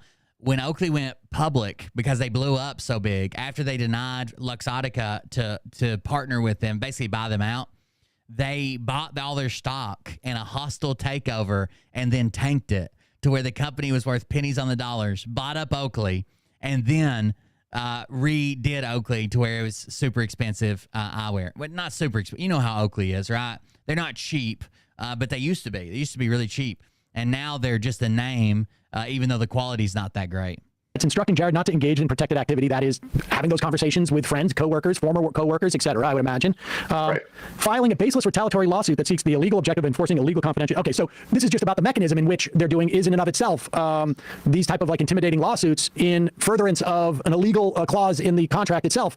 Sure, this entire lawsuit is like what they would call a chilling effect. They don't want this guy talking at all to anybody about Steven Crowder. They don't want anybody talking negatively about Steven Crowder that has any type of insider knowledge. They're terrified of this lawsuit this divorce that he's going through. Terrified. Is in and of itself an unfair labor practice? Yes, a separate unfair labor practice. And that is a key one here because that is the one where you will get monetary remedies. If you file an illegal lawsuit that seeks an illegal objective, the damages there are the litigation expenses of the worker. So that's the one where they're going to pay our legal bills if it goes the way I'm thinking it will. Now, okay, so all of these activities here, and I have two sets of questions. One is, what about this is all sort of like, it seems to me, surrounding the actions that they took as an employer after the end of the employment, in addition to certain contract, the separation agreement and the employment agreement. These are unfair labor practices. But what about the actual practices in the workplace? Are there actions that could be taken based upon, and I'm just going by the reporting, and obviously these things would have to be substantiated, but allegedly there were situations where like you would get slapped with a sexual organ, during the writing sessions, which I'm unclear. By the way, they had the weirdest response to this. So basically, someone said, well, like, Steven fucking takes his dick out and fucking touches people with it in the workplace. And their response was, oh, Jared started that. So Jared should have been fired, right? And the boss, the owner, the guy in charge should have never done it. Here on the research as to whether that helps in writing sessions, but presumably not appropriate to do, and I would imagine in certain instances considered poor labor practices. Are there any actions that are available for the actual sort of first order issues in that workplace? Yeah, some of those allegations, obviously, I don't know if they're true, but for instance, the one you're talking about, that would be sexual harassment, creating a hostile work environment. You could bring the Civil Rights Act claim against that. I don't think Jared was there for that, or at least he's never discussed anything specifically to that. There could also be, he left 6 years ago. It might be too late. I'm not sure exactly when the timeline is on that. But the other thing that's worth noting here here, as far as like other workers and current workers, is the remedy that the NLRB would provide here is they would order Crowder to get rid of these clauses in every agreement they have, not just Jared's. And it does seem like that could be an even bigger deal than. That would be amazing if somehow Jared ends up in court and they put out a remedy to these clauses. Like they say, you're not allowed to say this, you're not allowed to say that. It has to be worded this way. This has to be done. That would basically fix everybody's contract who had ever worked for them or is working for them or may work for them in the future. They would have to abide by those same rulings. It sets precedent. Definitely fending off this lawsuit just based on, there's just been reporting of other workers who've been who are subject to this. So hypothetically speaking, in the event that all of these, their response to the dick showing game, or like apparently they were just coming up behind people that were seated and like laying it on their shoulder and then getting them to turn around and like have a face full of dick. Their response to it was Jared started it and we all thought it was hilarious. But that doesn't mean, first of all, if that's true, he should have been fired. He should have gotten rid of. That doesn't mean the boss can start doing it now, right? NDAs and non-disparagement. Imagine you're at a workplace where like someone gets raped in the bathroom and they're like, well, he started it, so I guess it's fair game now. Disparagement clauses are out, and these other past and maybe even present employees realize that they're not at legal jeopardy for talking about these things. They might be more willing to go to an attorney and say, hey, I'm free to talk about this. Is this do I have an action here? And those lawyers theoretically could say yes or no. Or that's, in other words, this could be like a cascading series of lawsuits. I understand it's like a tech company, and it's like Google has some weird practices, and Apple and fucking weird commutes and yoga and zones you can go to decompress and isolation, weird practices, but we can't cross the line into like sexual assault. And so are there any also, you mentioned that number 6 gets you, because of the lawsuit, would bring, there would be, to make your client whole, they would be liable for all the legal fees associated. Are there any other tortious remedies associated with this? Like, if I'm just a tort lawyer, not looking at, and once you as a have established in this case that there are unfair labor practices, can I come in as a tort lawyer and say, okay, you guys broke the law in pursuit of this, and my client is a mess now. Like, just hypothetically, like you could look at this video. This guy's a broken guy. He hasn't been able to work. He's been scared away from employment. He's probably employment, in this, realm are probably severely limited because I'm going to sue you guys for, I don't know, like tortious interference in the contract, or I'm going to sue you for damages. Or is there any actions available to your client or to these other clients that go beyond this rubric of unfair labor practices? I'm not really sure. Exactly. Like you said, tortious interference with contractual relations is a very generic tort that potentially is available, not for the non-disparagement stuff, probably, but some of the stuff where it seems like they were working hard to make sure he couldn't be reemployed, stuff like that. Right. It's not time barred, but yeah, that's a little bit beyond what I do. So. Well, if there's any tort lawyers out there waiting in the wings, I can imagine after once this question is resolved as to whether they broke the National Labor Relations Act, then it seems to me like you have another pivot point for this stuff. But I don't know. I'm not an attorney myself, so I'm just this is maybe just wishful thinking on my part. So what happens next? Like, how long of a process is this? So we actually gave our sworn statement to the board this morning. And after that, they'll have an investigation into the company. The investigation should be pretty straightforward because the whole case is just provable by documents. We don't have to make credibility assessments, talk to a bunch of witnesses. The documents say what they say and the law is what it is. So the investigation should come pretty quickly. The only question is what other cases do they have and how far back is it in the queue? I think last I saw, they were saying on average, these cases are taking about 100 days till you get to complaint. But that's just because of backlog at the agency. So that's what we're, I guess, waiting for is complaint or settlement. Most of these cases settle. I don't know. Like at some point they'll be confronted by the board agent with the fact that, hey, we're going to issue a complaint. You're almost certainly going to lose. What do you want to do? Most employers will settle, but Crowder, is an interesting personality, so who knows? Yeah, and I would imagine there's added pressure. I would even, obviously that's not the intent. I'm curious about this case, but a labor board complaint. I would imagine even this level of publicity, everybody knows he's either going to settle or there's going to be a public, it's going to be clearly found wrong in the public. I think he would rather settle than this be drawn out in public, but that's just me. So you never know with him. One way or another. And supposedly he's a fighter. That's one of his big things. Yeah, I saw that when they got into it with that Teamster. Yeah. Yeah. Well, sometimes the best, Muhammad Ali did the rope-a-dope. And so, sometimes that might be the best. Yeah, people have been talking about what this is. A move that you have in those instances. Now, there's no way whatsoever that you're ever going to depose. Like 30 people have been talking about it. Crowder, right? If it goes to an administrative law judge hearing at the NLRB, he certainly would be brought in as witness. So that would be to testimony, not deposition. I would not be asking the questions. It would be the board agent in the case who would ask the questions. But yeah, if it got there, he would certainly be asked to speak. This is the second time I've made this offer in a week, but you'd be in attendance. Would you need an intern working for you at that? I think you can come to these. I believe these are public hearings. No one ever does come to them. So, I'm going to Imagine his voice if you were I'm in the going back to of the rent a private jet. Fly wherever that goes. I will empty out my kids' college fund. Take a selfie video like Jimmy Butler on the plane up to Boston. Yes. All right. Anything else that we should know about this? Do you think, Pat? No, I mean, it's there's some irony here that, it is the So even though he represents his client, this is a labor board thing. He wouldn't be speaking or asking the questions. The labor board would. NLRB. Obviously, a lot of this stuff is coming from the recent NLRB. I know you covered that. They've been really aggressive to push the law on this stuff. So, if it were a different board, we probably wouldn't be able to do this. Yeah, I'm wondering if it's some type of art. It almost looks like an upside down bush or tree or something. It looks like branch ends. It's hard to tell. There's a political angle here as well. I don't know. Board stuff is coming from the recent NLRB. I know you covered that. I'll zoom in for you guys since everybody's curious. I don't know what it is. Here you go. So that's Not Gay Jared's lawyer. So it has this stem all the way to the top, and it tapers down as it goes up. And then is this like the root system of some crazy tree that has just insane fucking roots, maybe? Because it almost looks like it's been cut off like tree branches. But there you go. That's what it is. Whatever you guys think that is. And then again, we had this, which was weird. Something's playing out between.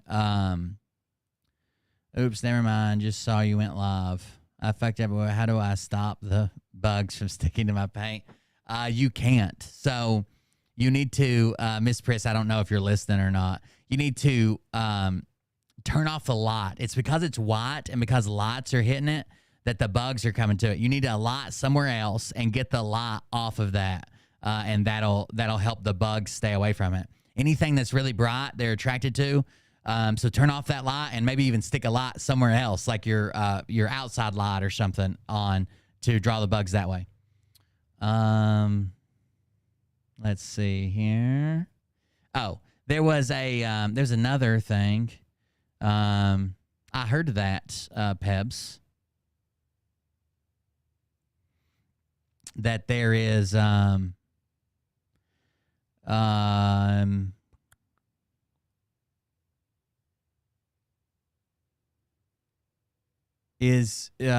are you here? Do you have a court date tomorrow? The Phil stuff? Someone said that they saw that there was a court date coming up. Was it tomorrow or the next day? And the latest thing is, so Good Line shared this.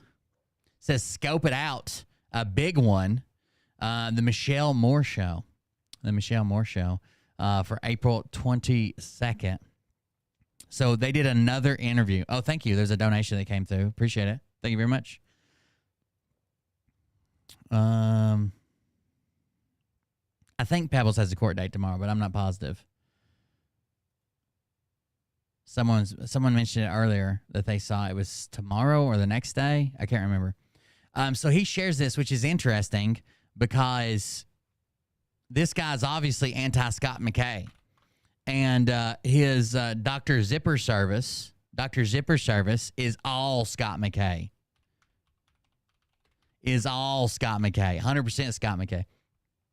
That's all he wants is Scott McKay's cock. It's strange. So he shares this. It says, scope it out, big one. I don't even know if he's listened to it. Maybe he just shared it because everybody else is sharing it. Maybe he doesn't even know what's on it. So Fred Eduardo is legit. Who cares? They're both retards. I don't like either one of them. And the other guy is probably just as retarded. At least judging by his TikTok, he is. And I have a passion for the outdoors and for fitness. But I know that Nick has defended Michelle Moore before on a Mike Gill thing or something. And Dr. Z obviously he followed him around as a fucking groupie. He followed him around as a groupie. And he's like, and then I become the tour manager. Yeah, but you spent a year of your life following him around like a love-stricken 8th grader. What was it worth it, bro? Was it worth it to be the tour manager? Jesus Christ. He was the guy living out of his car. All right, so there was another interview. This is not the same one we already watched. This is another interview. Active, and people ran out of the room and all this different kind of stuff, right? And so today we're going to find out what really happened. We're not going to watch it all. Let's go watch ahead some and of bring Matthew Tucciarone in, our whistleblower, corruption whistleblower. Hello, Matthew. How are you doing? I'm doing well, Michelle. Thank you. Thank you for having me back. Absolutely. And thank you for coming back. And let's, talk about where we kind of pick up where we left off. But before we do that, I want to go back a little bit. And I know that you have a message that pertains to Scott McKay you want to clear up. So you had a glitch with your internet. Oh, she told me she does have a court date tomorrow.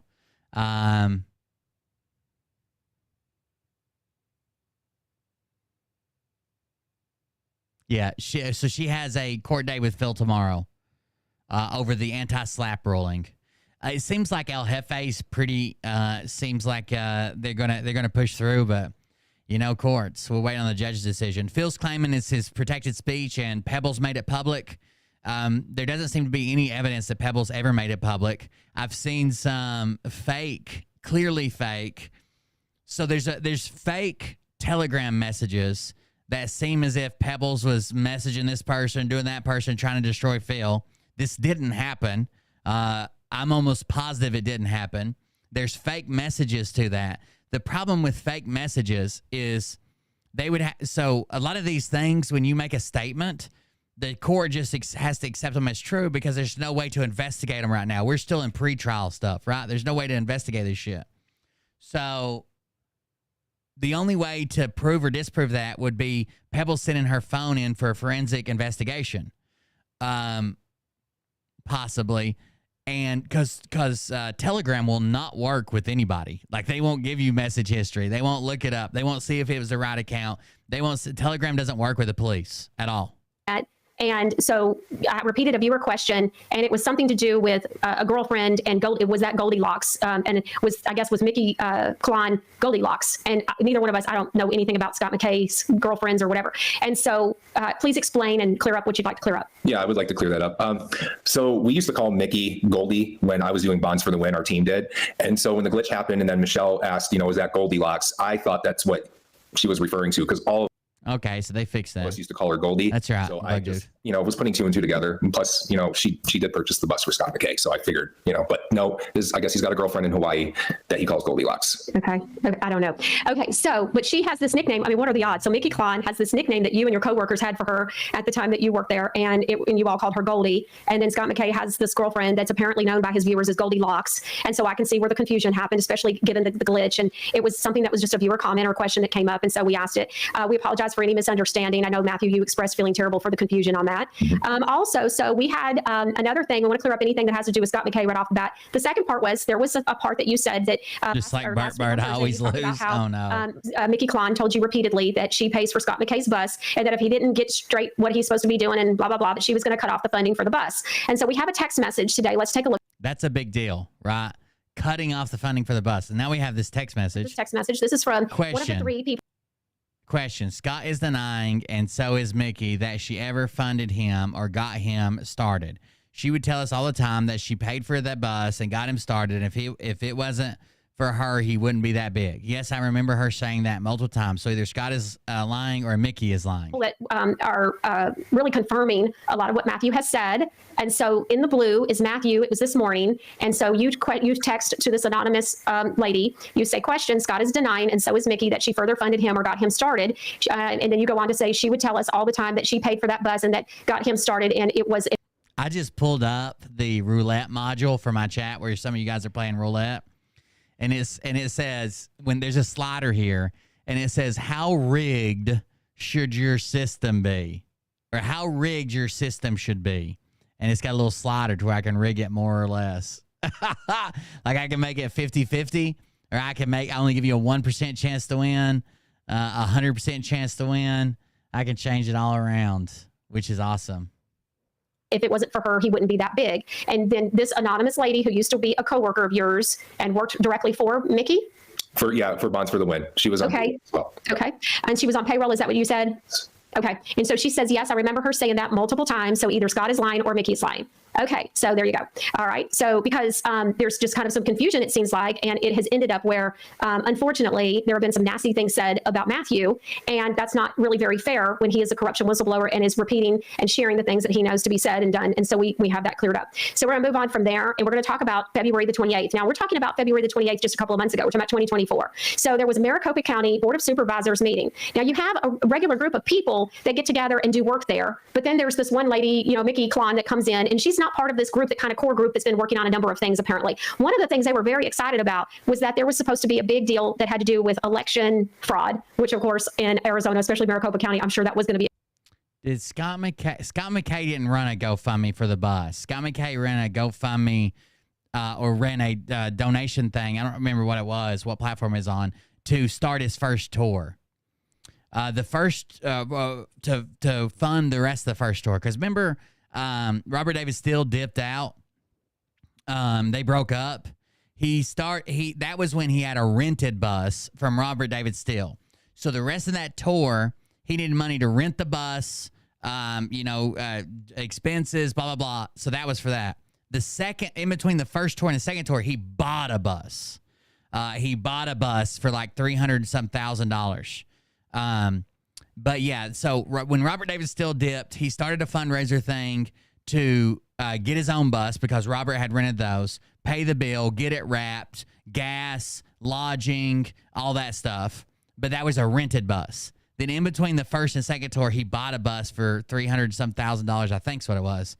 I can't remember. And then he used that on the second tour. Exciting. So can you please help us, Mackie, with clearing that up as far as, sharing the details of what you know about what was supposed to go on? I know that you've spoken with a lady named Leslie who was present there and has come forward. I want the viewers to know that I spent over an hour on the phone with Leslie yesterday and then proceeded to watch 2 other videos of her on podcasts talking about what happened. And it was quite informational and insightful. So with another man that was actually there present at the meeting as well. He has a podcast and has her on as a guest. So so please help us understand to the best of your ability. I know you spoke Who's with the Leslie as well. person? She was not a friend of yours, but you had a mutual friend?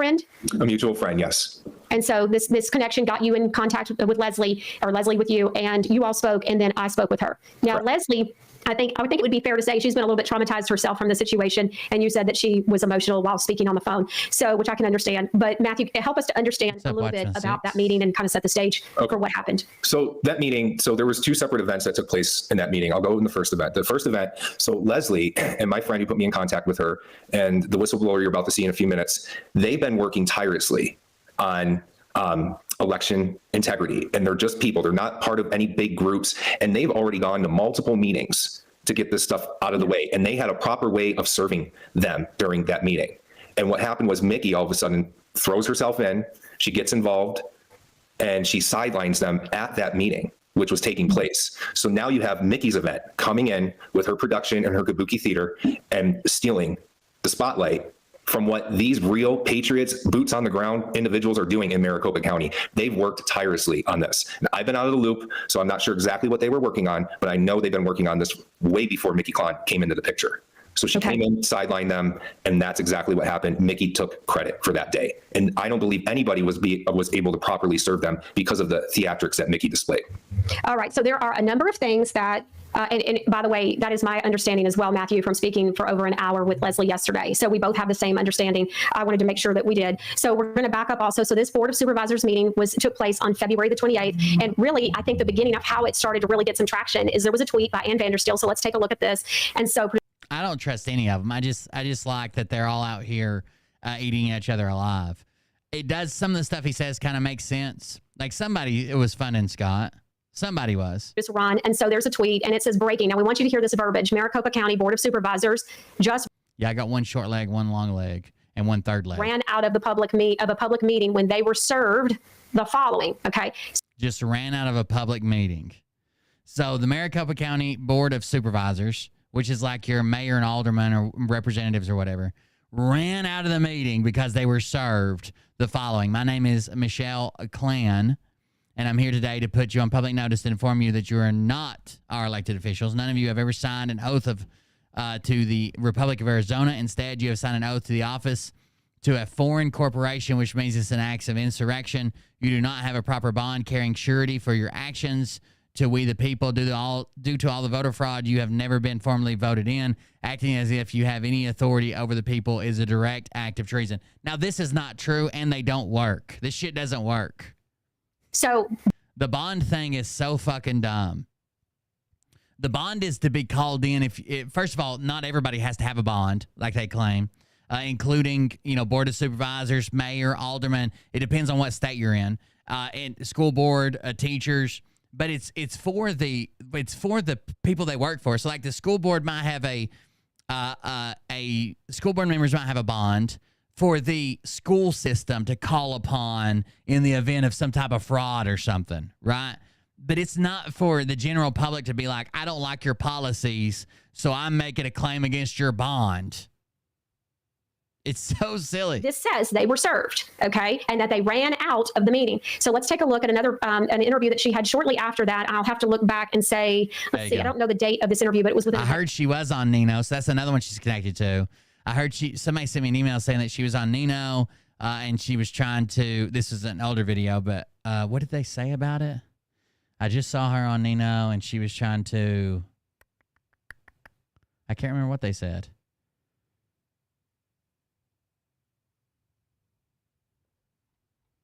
Anyways, day or two is my understanding. And so when I spoke with Leslie, she referred to this interview. And when I look at the title, that said more than anything to me. It says exclusive Mickey Klon interview breaking. So trust me, I do too. Like I would love for my content to pay everything. But I mean, I have a job. I mean, I probably don't have to have a job. But I don't like just barely scraping by. You know what I mean? So, I mean, I work every day too, and then come here and do this every day, 7 days a fucking week. But hopefully that'll get to where I can just do this exclusively. I don't want to leave the campground. I still want to be their maintenance guy, but I don't want to have to work, which I guess I don't. I don't know. I always panic. I panic constantly. That's why I hate buying stuff for myself. I hate seeing my savings account dip. I hate all that. It makes me so nervous. When you've been like broke, like fucking shit getting cut off and stuff, I think it gives you like fucking PTSD over the bank account or spending money. that tells you it was fairly quickly afterwards. And it says Maricopa Board of Supervisors run, in all caps, run after being served. Okay, so they're claiming that run they ran after out of being the room served and that they had been served. And come to find out, neither were true. Okay, so right, treason's incredibly rare, but they call everybody. They've told me I'm committing treason. Right, Biden lover. You're committing treason. We've got, again, numerous people that are explaining how this didn't happen. It's very detailed, a lot of unraveling. Everybody, though, pretty much has the exact same story. I've spoken with one. We're getting ready to watch a gentleman named Luke, who was on video with Matthew so that Matthew could let Luke tell his own story. And so let's go on ahead and see. This was recorded yesterday, Matthew? Yeah, yesterday I recorded it with Luke. Yep. Okay, so Luke, let's talk about who is Luke in this. So he works with... does he work with Mickey, or who does he work with? He's very independent. Leslie knows him very well as well. So Luke's a brilliant man. He's a great speaker when he gets on the podium. I met Luke a few years ago when we were part of the Patriot Party of Arizona. We did some activism work back then. But Luke... Has anybody seen Binding Tears lately? I know he was going through some stuff with his wife and a divorce, and I just haven't seen him around in the last... I don't know, a couple of weeks. And I found some truths about that. That's a whole nother topic, but this is what he does. He's independent now. He's a patriotic constitutionalist. Okay, great. And he was in the room when all of this was going on, right there. And so firsthand account of what happened, correct? All right, let's take a look. Hey, out there, Matt. Just know your app. Just know your app. $49.99. Thank you very much. I wish I had some type of alert or something that popped up. I apologize, but I don't usually get donations through YouTube, but thank you very much. I appreciate it. Thank you for that. Matthew Paul Tucciaroni, the whistleblower that was on Michelle Moore's show of last week. I appreciate it. We have Thank some more you. information on everything that did go down at the Board of Supervisors meeting in Maricopa County. I appreciate you appreciating me. Thank you. I'm going to do a 3 to 5 minute segment with Luke Portell, who is a patriotic constitutionalist as well for Arizona State.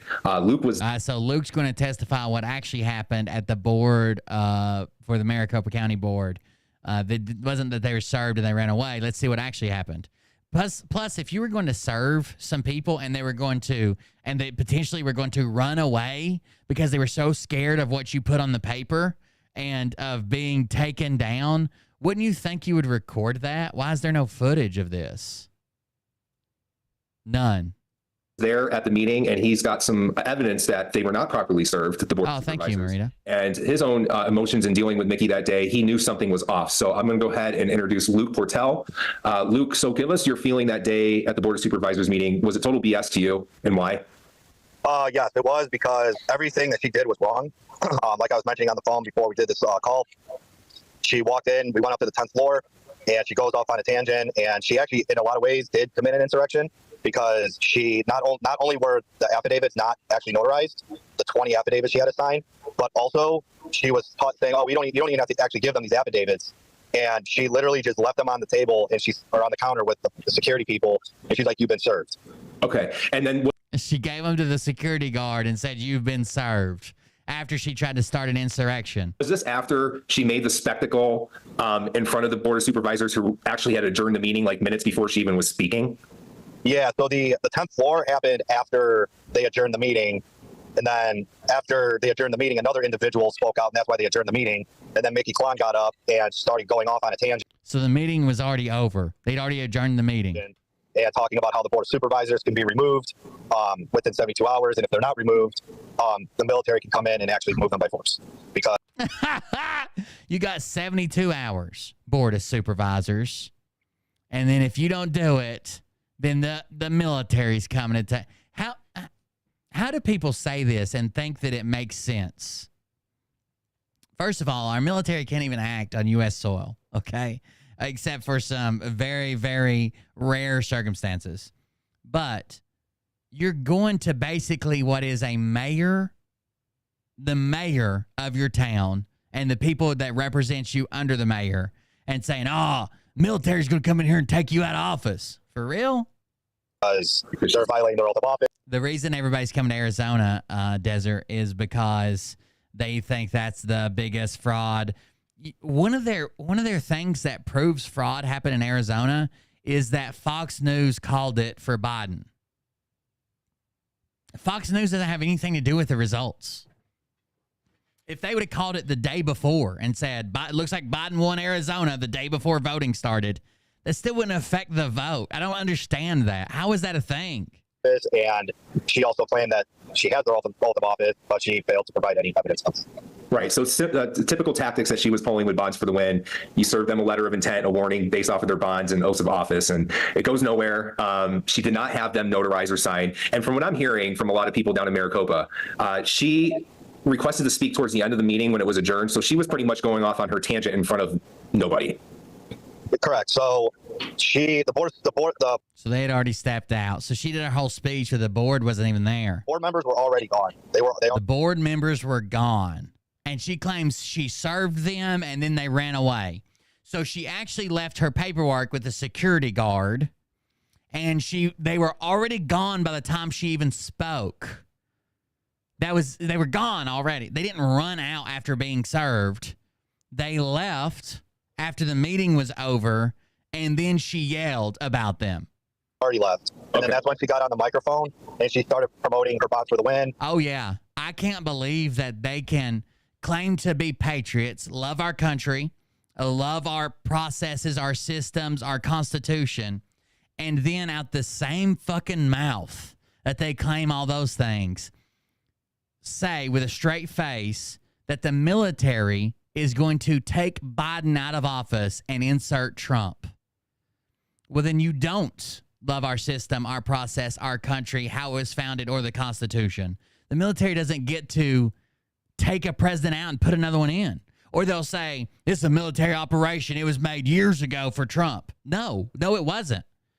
Or none of this works, right? That's the same way Saddam Hussein won, or Vladimir Putin takes office. He usually has the guy before him killed. He actually stepped down to be like the assistant president or something, just so he could change the law so he could run again, right? He kills off his political enemies and uses the military as his strong arm. That's crazy. It's crazy. Why would you want any of that? And she started talking about the bonds and all that stuff. So then what Ann Vandersteel tweeted minutes later after the meeting, that they're the ones, Mickey and that group that she was with, they were the ones that caused them to storm out of the building, which I think, Luke, you told me that never happened. There was no storming out of the building. No. So Ann Vandersteel, go ahead, sorry. I'm sorry. It was very peaceful. Ray Michaels, who was another great patriot, and others, it was very peaceful. The sheriffs even were peaceful with us, and everybody left peaceful. There was none of that whole thing about how there was no force, none of that. There was no actual physical violence, any of that. It was very peaceful. We stood our ground, and then we all walked out peacefully with Mickey Klon. All that stuff that Ann Vandersteel said, it's all a bunch of nonsense. So Ann Vandersteel was not being a good journalist that day or an investigative reporter and lied to the American public. Correct. Okay. So Luke, So Ann Vandersteel lied, right? Again, they all knew that the meeting was adjourned before any of this happened. If they left, how are they running from after being served? They already left before you did any of this. You walked over. So after Mickey does her whole spectacle and her production, like she likes to call it, because that's what this is. This is what kabuki theater tactics, typical. So you are walking with her across the street, right, to go up to the 10th floor. It was her, myself, and some other people, correct. Okay. And she says, we're now going to serve the clerk who oversees the board of supervisors, right? And it's funny because we never even served the clerk. Right, because she just dropped the box off on the counter and walked out with unnotarized documents. Well, we know from common law perspective, like, one, you can go to a public hearing, do your thing, get them on the public record, and then you should actually really be signing the affidavits, letting them know we're going to send the affidavits, but I would guess that we would need to use registered mail after that and all that to make a public record. So she just takes a box of unnotarized affidavits and drops. And just says you've been served after she gives them to the security guard. If it wouldn't hold up in regular court, you can't go to somebody's apartment building if you need them to show up in court yourself and just serve them a paper with a security guard and say you've been served.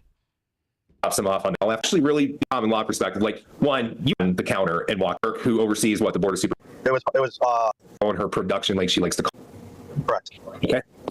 So Luke, when you walked over, so after Mickey does her whole spectacle and her production, like she likes to call it, because that's what this is. This is what kabuki theater tactics. Kabuki. Typical. So you are walking with her across the street, right, to go up to the 10th floor. It was her, myself, the clerk. After that and all that to make a public record. So she just takes a box of unnotarized affidavits and drops them off. That's Japanese. Why? So it's Japanese, like it's a Japanese drama with dancing or something. Oh yeah, and we were sitting there for at least 20 minutes while she's going off on a tangent. Tsuko will tell you. She's from China, but she probably knows something about it. Well, the board of supervisors, if they don't step down within 72 hours, they can be removed by force by the military. Another individual actually called Mickey Klein out on that, and even she knew that it was total nonsense. An individual that you and I were involved with the Patriot Party. Right. So there was a few people that saw that it was a psyop. Total psyop. 100%. So lying to the public, deceitful. I mean, wow, Luke. There's one more thing I wanted to cover, and that was going to be, gosh, I can't remember. All right, so she lied. Oh, OAN. So she's on OAN about a month ago, and she's telling OAN that she walked up to that 10th floor or whatever, and they were publicly put on notice and they were served.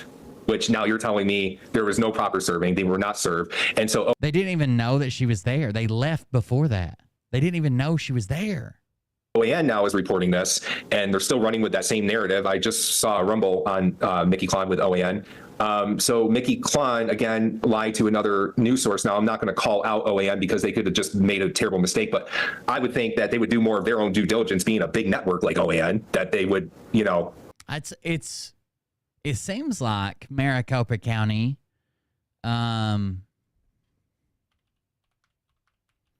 Maricopa County is big enough to broadcast this.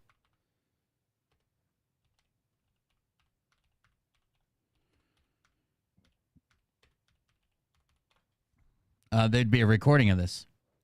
Get their ducks in a row here.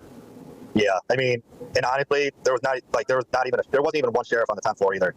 It was just a bunch of security intel. That's it. Okay. And then she also brought a bunch of news media outlets with her, like the New York Times, the Washington Post, and things. This is what they claim on March the 4th. But here's something. Let's see what this says. This is from KJZZ, which is a local news radio affiliate. Ooh, this might actually be it.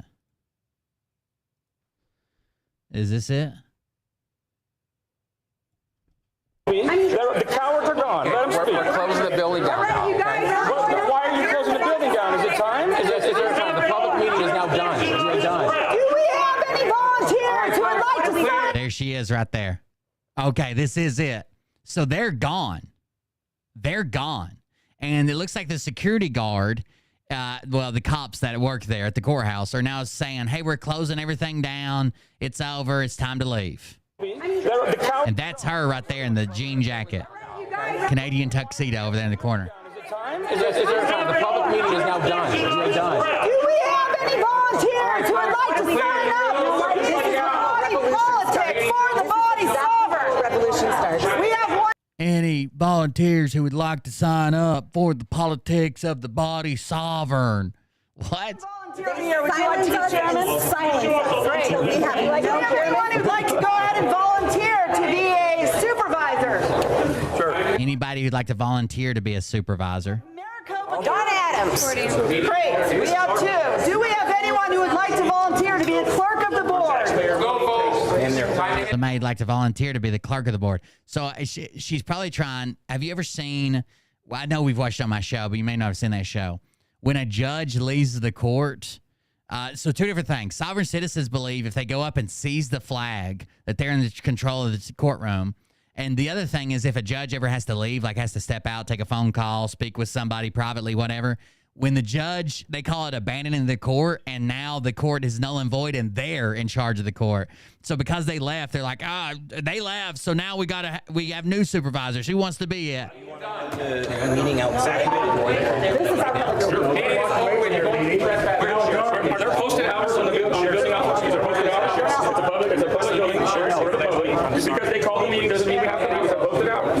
They're over there. The Monday through Friday building, right? 8 to 5. You're just here. Anytime they're cowards. They are cowards. You all are serving cowards. Not us, not the people. You are protecting and serving cowards, and you are silencing our voices, and that is tyranny. Do you understand that? Guess not, right? We'll see. How do you think revolution starts? This stuff. Guys were doing things with God first. That wasn't her. That's whoever's over here at this podium. She said, this is how revolutions start. Looking out for our country and freedom. We wouldn't need you here. They wouldn't need all this. There wouldn't be all this. Thank God there's not many of these idiots, dude. Why would we even work for these guys? It's like almost like they're begging for like a fucking war to break out between the people.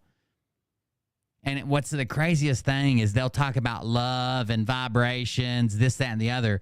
But if they think for a second that you're a Democrat, they'll call for your death, your hanging, that you should be tarred and feathered.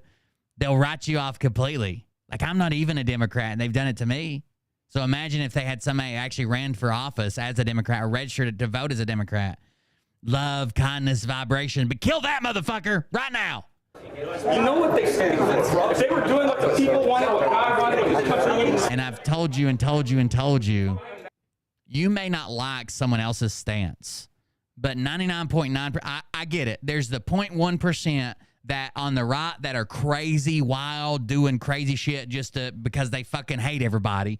And same thing on the left, right? They're trying to divide, and they're like, fuck this, and they're plants, they're whatever. But 99.9%, no matter whether you agree with their political stance or not, they think what they're doing is the best for the country. 100%. Even the Democrats you fucking hate, that you think their idea is so crazy and it'll never work and it's stupid and it's going to cost you all your money or make you less safe or whatever, they think they're doing it for a good reason. No one's out here like, I'm going to destroy the country by voting for this person or by supporting this law. Like they believe they're doing what's right. Everybody does. All right, so she's standing all the way over here now at the side. I need someone to record me. But again, they haven't been there this whole time. The whole time she's there to speak, they're not there. They're recording.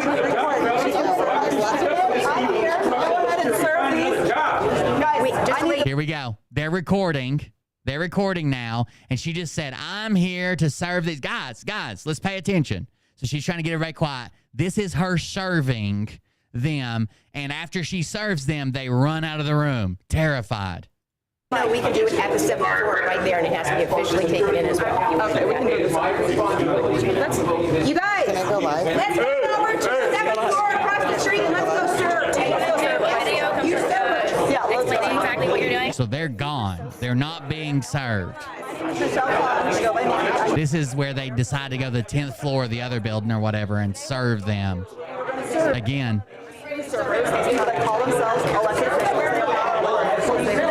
She's talking right now. We're going to serve these supervisors, whatever they call themselves. We're going to serve every one of these free servers that call themselves elected officials. We're going to serve these supervisors, the people that call themselves elected officials. We were going to. They've never signed an oath of office. They've never signed a bond. No oath of office, no bond. They had a fake, phony, false election. They are working for a foreign corporation, which means they are null and void. They're working for a foreign corporation. They are not our public officials. We as a body sovereign, it is our direct duty. And we didn't know our duty before, but we do now. To serve these individuals. Bunch of sovereign citizen stupid shit.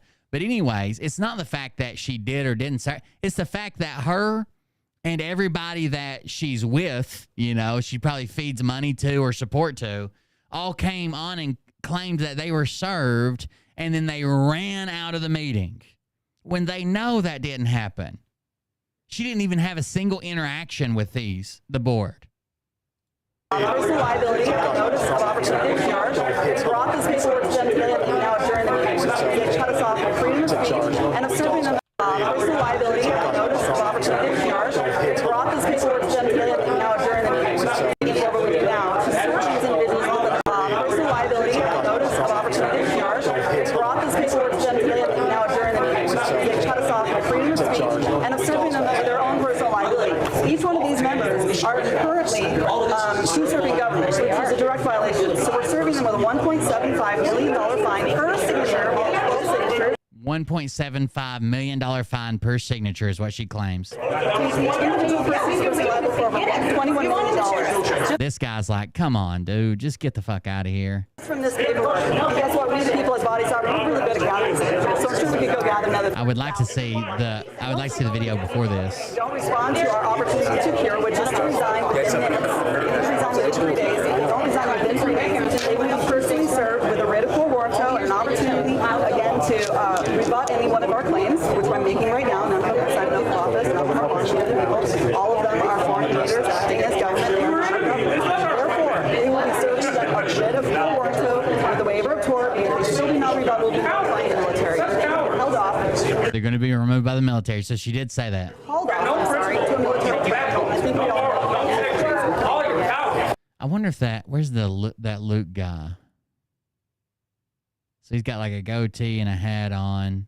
Looks like he's got a brownish reddish hair. I wonder if, I'm sure he's in here somewhere. And just a quick FYI, there was a business meeting today at 11:30 and Jack Sellers. Tell the guys, tell Why didn't us. Stand down for a second. You're going to trespass the whole. All right, let's go. Trespass the whole place. You're going to do that with all these cameras on, gentlemen? I'm just going to read my speech for the record. Thank you. I'm going to read my speech for the record. This is her serving them. Hello, my name is Michelle Klon, and I'm here today to put you on public notice. And I'm here to inform you that you are not. This is her serving them when they're not even here. Our elected officials. None of you have ever signed an oath of office to the Republic of Arizona. Instead, you've signed an oath of office to a foreign corporation, which means this is an act of insurrection. You do not have a proper bond carrying surety for our actions for we the people. Due to the voter fraud, you've never been formally voted in. Acting as if you are authority over the people is a direct act of treason. Today, the body sovereign and are presenting with you each a notice of liability and an opportunity to cure. The fine is $1.7 million per claim, and there are 12 signatures, which means you're each personally liable for over $21 million.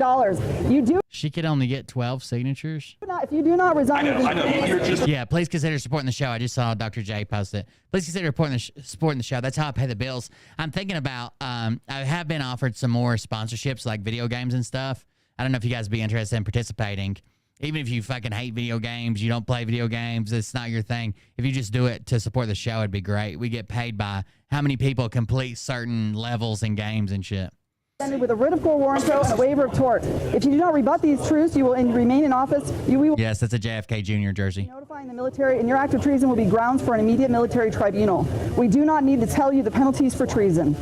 We, the body sovereign, hereby command you to resign within 3 days or else face the consequence. I am also here today to hand you this jump drive, which contains a 5,000-page document notifying you of all the dangers of the COVID vaccine and the poison in the water, to name a few. These are high crimes and acts against humanity. If you cover up high crimes, you'll be held guilty of committing acts of humanity yourselves. Therefore, I hereby command you to send a public broadcast to every single resident in Maricopa County, notifying them of these dangers. And within the next 3 days, if you do not do this, you will be in direct violation of your supposed duty, making you even more accountable for your actions. Notice to agent is notice to principal. Each and every one of you have been served. Thank you very much. Each and every one of you have been served. Thank you very much. We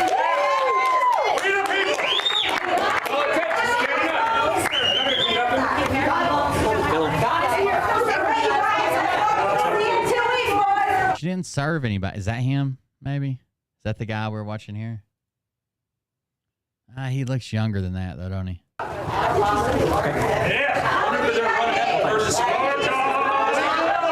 So she didn't serve anybody. So the reason they shared this is because it's attached to an article over here that there's new security measures after this. It says people who sign up to make a public comment to the Maricopa County Board of Supervisors are now being escorted to and from the podium by security officers. The tightening of security comes after the chaotic scene in the body's chamber following a February 28th meeting. Video recorded by Maricopa County after the board adjourned shows security telling a group of about 15 people to leave as they accuse security of censoring free speech. Hot microphones catch words including trespassing.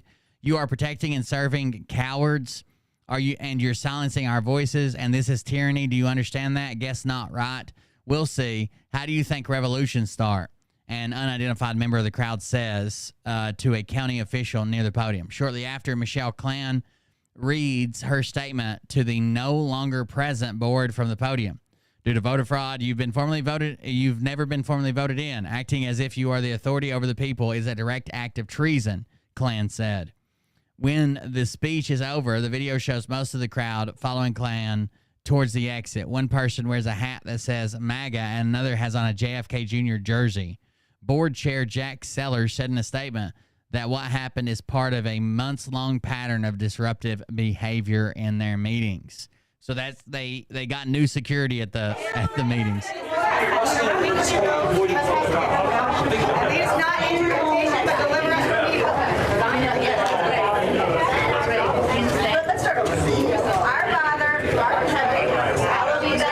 Not singing the Lord's Prayer. Singing's of the devil.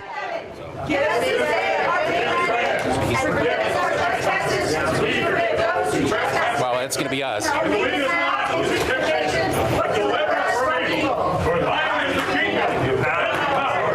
These cops just laughing their asses off. Now you can sing that song. I'll take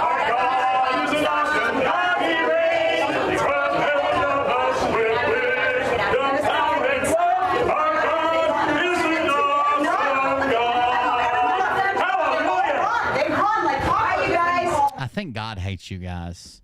This is an act of genocide. All right. Genocide? Where'd she get genocide? That was her screaming that. They run like you guys. This is an act of genocide. They run like cockroaches when you call them out. The meeting was over, lady. All right. Every single one of your kids are being poisoned by the water. We all have to stand up now, you guys. Your kids are being poisoned by the water, and we all have to stand up. Okay, guys? Everybody. Yep. Your kids are being poisoned. You know what's crazy? They've cried wolf so much. If they really did, like, find some type of blatant blackmail, fraud, and the biggest conspiracy you could think of with, like, Joe Biden publicly or privately paying, like fucking board members of some town somewhere to change, like, no one would believe them, right? Mickey Klan, K-L-A-N-N, M-I-K-I, K-L-A-N-N. Michelle Klan, Mickey Klan. Michelle's her real name, but she goes by Mickey. And what's weird is she may be paying for, she may be funding other truthers. The claim is that she funds Scott McKay and decides what he puts on his show or not. Things like that. See, when we served Doug Ducey 2 years ago, she calls in the media to make the spectacle, to make it a dog and pony show. So she used those same tactics again. She did it. There was another, this was 2 weeks after the first one. Okay. And then that was when the New York Times, Washington Post were all there. I have another friend that recorded that whole thing. Kind of the same thing. And the sheriffs almost conceded and let her go on. Okay. Yep. Sounds like this is bigger than what we thought. There's a lot more people involved, probably agencies as well. Wow. Okay. Well, Luke, thank you so much for everything. Somebody in chat today tried to tell us we had to be respectful to Phil. And I was like, what the fuck are you talking about? What? Stupidity is a lesson that's taught swiftly and violently, or should be. I'm not going to be respectful and negotiate. Are you kidding me? We're doing down in Maricopa, and thank you for participating today and being one of the, I would call you a whistleblower now. I mean, you were there, and you just want justice. You don't want these PSYOP infiltration people like Mickey Klein. That's right. Watch my six. It's just lying straight to the public. So it's it's almost gaslighting. Put the snake piss on them. It's always been about doing the right thing. I never cared about following or any of that stuff. It's always been about doing the right thing for the right reasons and having every single thing that I need so I can tell people exactly the right thing, not just having little bits and pieces and missing out on the more important things that aren't being reported. Okay, absolutely, Luke. And I think, between talking with you and a couple other people down in Maricopa, I can't name their names, got to keep them protected, but we're going to work on something, and we're going to keep that very under the radar. Can't let the enemy know what we're up to. So unlike Mickey Klein, who just blatantly goes out there and tells the enemy what we're doing. Yeah, everything she did, she completely did it wrong. Okay. I mean, it's plain and simple. I mean, another individual, another good friend of ours, she said the same thing. Wasn't properly served, didn't do it. She completely messed it all up. And then she made a mock. What makes it upsetting is she made a mockery out of the hardworking patriots down here that are trying to work so hard to fix the problems. And then she just comes in and pulls that. Right. And it's upsetting. Yeah, from what I'm hearing from somebody, she sidelined you guys. You guys were supposed to be doing something completely different that day, and then Mickey. Oh, shit. That was my bad. If you have sciatic nerve pain, do not drink cold water.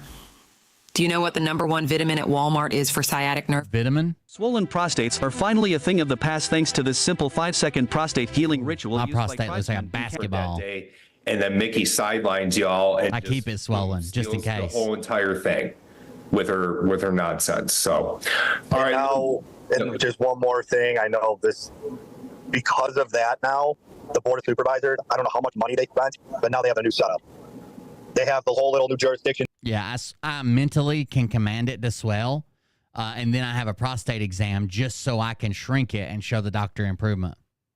They got their little bar on their side, and then you have the little stage on our side. So now they have it where they're separating them with us.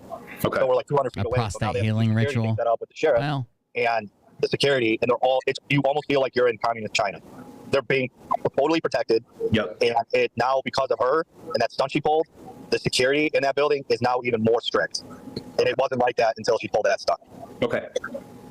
Wow. All right. Well, keep up the good work down there, bud. And yeah, thank you so much. She really showed them while they were out in at their cars or their houses or their office. Matthew, so he called it a total psyop, and I have asked my investigator. There's even a video of it. A few weeks ago, she mentioned to me that none of those board members have resigned. None of them were removed. They're all still in place. So, I mean, I was shocked to learn this information a few days before you reached out to me to tell me about your story. But this is a completely different accounting of what happened. So what do you think? There could be a lot of things that are in play here. We really all don't know who Mickey Klein really is. And because of the efforts of those patriots down in Maricopa, like Luke and Leslie and another few, they have been making a little bit of headway. So this could have been an orchestrated operation to have an excuse for that Maricopa County BOS to come up with stricter rules for meetings and security to keep the people at bay. Because you heard. The other thing is, well, we also heard that the real agenda for that day, for those that work there regularly, was about the election fraud that had been going on and working on that. Of all places, Maricopa County. Vitamin is alpha brain. This is very odd, the more I think about it, but it's very interesting. There's a lot there. Yeah, that would be my assessment of it. There's just something not adding up at all. Yeah. So, the expert who, when you watch her and listen to some of her verbiage, she's going to, set the world free. It's interesting that she dropped off affidavits, did not serve them accurately, and they were not notarized. So, I mean, these to me sound like some very basics of something that you would do when you serve the Board of Supervisors. Now, to claim that they ran out of the room and all of that, and only to find out, no, they were leaving anyways, because one of them, I guess at least one of the members had a meeting that they had to go to, and it had been pre-posted. So when I spoke with Leslie yesterday, Leslie was very aware of the schedule. And so it was very frustrating, and there's much more to that story. But what Luke said there at the end is what really kind of grabs my heart, and that is that he's saying, well, now everything's changed because of all this fiasco. They put more security in place, and now it's going to be even harder to be able to connect with these people, and that doesn't sound good. It sounds like you took a couple of steps forward and took about 5 steps back that day. So, but again, we never saw who she was speaking to. I saw in the background there was nobody in the pews or anything, and that's how I got suspicious and thought, okay. So then throughout this process with speaking with you and now the other 3 that have come forward, I said, okay, well, what was the name of the other thing? And that I saw months ago, and you said it's Bonds for the Win. Right. And so explain what Bonds for the Win was about. Bonds for the Win was something that Mickey created it was during the time of the heightened mask and vaccine mandates, going after our children at school. So she used the whole mama bear thing to suck in, all the vulnerable parents in there to get on board with this. And it was about finding out that they are bonded and take an oath to school boards, and that we can go after their risk management pool if they don't drop the mandates and keep causing harm to our children. And so same thing that she pulled there, we're going to do a writ, we're going to do, you know, a letter of intent based off of their performance bond, and if they don't do X, Y, and Z, then we'll serve a writ of quo warranto. It's same type of thing that she used with bonds for the win, she did with this. It's the same language, she may have reworded it a little bit, but that is her tactic. She created bonds for the win. A bunch of people did jump on board. And that's when it doesn't work. Bonds for the win does not work. Bonds for the win was school boards and teachers recalling their bonds if they wanted your kid to wear a mask or wanted to do distance learning or wanted, you know, to have them to have the COVID vaccine before they come to school. Like any policy around COVID that you didn't like, or any other policy really, then that was supposed to be your go-to. You make a claim against their surety bonds, and they'll either have to pay out that money, which they can't, or they'll drop their bonds and they're no longer allowed to be a teacher anywhere. I want to help. This is just not true. Children and many parents around, and I'm not even a parent, and I just care about our kids. So she says there was 3 wins, and she said this on Nino's Corner when he interviewed her way back in the day, and his recent interview with her in February. Okay. All we really know of is actually 1 win, and it wasn't, to me, a real win because the individuals came back after vacating the office for like a week, because I believe they found out, you know, a way to come back. And that was the whistleblower that is anonymous on here with that text with me. So I'm not going to give the location of what state that was in for her protection. But that was it. That was the only thing that I believe happened that looked like a win. But then they started going after the bonds. They wanted the money. And Mickey never pulled any kind of money from that. No one got any money. That never happened. And she's all money. So when the money doesn't come through, she'll dissolve the group and move on to the next thing. And that's why she brought me in, because I was bringing the state national stuff. Okay. So I have the anonymous whistleblower has sent some things. So you texted and said, when we worked for Bonds for the Win, didn't Mickey say that she was going to pull the plug on the movement because we were going to move into a different direction, you know, the state national stuff? She told us to no longer answer the emails from the mothers. Okay. I remember you and I were both getting so many emails for help. So what you're describing here is that people saw her one way or another, found out about Bonds for the Win, and said, oh, I can go and fight against masks at the school board meetings. And so I'm going to take my documents and I'm going to use Mickey Klon's Bonds for the Win program. And then what you all were experiencing was that then these mamas and daddies would have questions, need help, support, which makes complete sense. I know I would need it.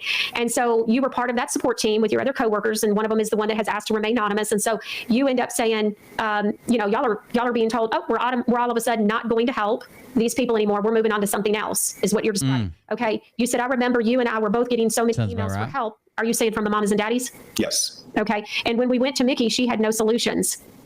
Okay. The mothers were left to fend for themselves. And I feel like you, another lady you name, and myself felt really bad. Another lady that you name on the team. So there were 3 of you at least that are, well, 3 that are named here with yourself included, felt really bad because we were pretty much lying due to Mickey's request to pull the plug. Okay. The response from the person who wants to remain anonymous says, I think most of the Patriot movement ended up being CIA, FBI setups. Yeah, I think that, and we have no idea. I don't know who's FBI, who's CIA, who's all that stuff. Makes sense. I know there's some suspicions about some of this, that the movement's been infiltrated at high levels, but of course, they just couldn't just call these people out and be like, look, they're in it for the money, right? They're in it for the fucking money.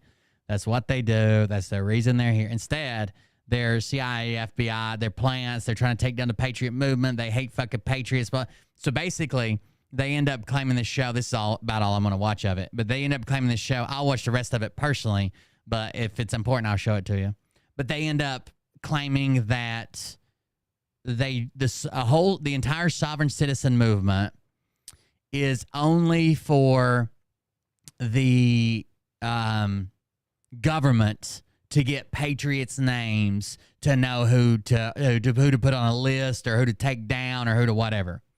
Who knows? But this is what this lady who's asked to be remaining anonymous says. Yeah, I think that's pretty much how it went down, although I was being lied to and was told that someone else was doing the emails, but later found out that that was not true. In other words, mamas and daddies were going to write into Bonds for the Win, and the team, which were 2 ladies and Matthew, were all told, no, we're going a different direction now. And this lady is saying, well, I went on to the other direction, but I was told somebody was staying behind and going to help them. Later found out no one's helping those mamas and daddies. They were all just left. It's so weird. She keeps saying mommies and daddies. And so it says, but later found out that was not true. I remember jumping straight to the state national thing, but then it was a different thing every week. So in other words, the state national thing must not have lasted long. Yeah. So I don't think they would be Q people, but they're very deeply conspiracy.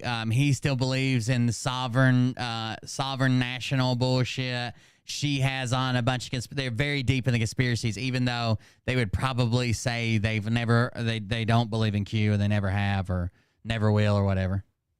Matthew? No. Okay. She said no one gave the right process on any of it. So this goes back to, I want to go back to something that was said, and that was that there were never any answers. There were never any solutions. Do you mean like when a mama or a daddy would call and go, okay, I'm working on getting the mask mandate for this for my child's school board lifted, and I have a question. What do I say about this or that? You're saying there were never any solutions that were offered? Correct. And Mickey would always say, she's like, I've already given them the information. It's all there on the website. They need to learn to stand for themselves. I'm not putting out any. Why would she come from Silicon Valley? They made a golf app. I gave them the information. She came from Silicon Valley crowd, whatever that is. Okay. So I also went to Bonds for the Wind's website. They are still there. That website is still active. And at the bottom of the homepage, when you go to bondsforthewin.com, it does have a disclaimer. And it says, this information is for educational purposes only. This is not legal advice. If you choose to use these suggestions as legal processes, you do so at your own peril. And it says any and all actions taken from this information rest solely on those that are acting on it. All legal and financial responsibility rests on the parties acting on the information. All rights reserved, sacrificing none ever. So just so that everybody knows that there was that disclaimer at the bottom. And so I just know from my own experience as we're talking about this, that like with Jack and Margie Flynn are on Tuesdays. They've been on, I guess, the Michelle Moore Show for probably every bit of 15,000 Telegram subscribers for Bonds for the Win. YouTube channel's been deleted. Year now, once a week. And a lot of what they do is go over and answer questions from viewers and provide support to the affidavit for truth process. And so you can't roll something out like this and not offer real help and support. You just can't do it. People don't know the processes, and they don't understand what a bond is and how this works and what about that. And so that's just not even realistic from what I have found with working with something like an affidavit of fact, even something like that, or rescinding your signature and your consent to, all kinds of basic things. But if you've never done them, you've never done it, and you're going to need support. Absolutely.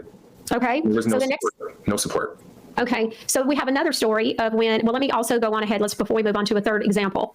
Okay, so we have Leslie. She was holding the camera in the Board of Supervisors Maricopa County meeting where supposedly, it was, Mickey said that, that these people were served and they ran out of the boardroom.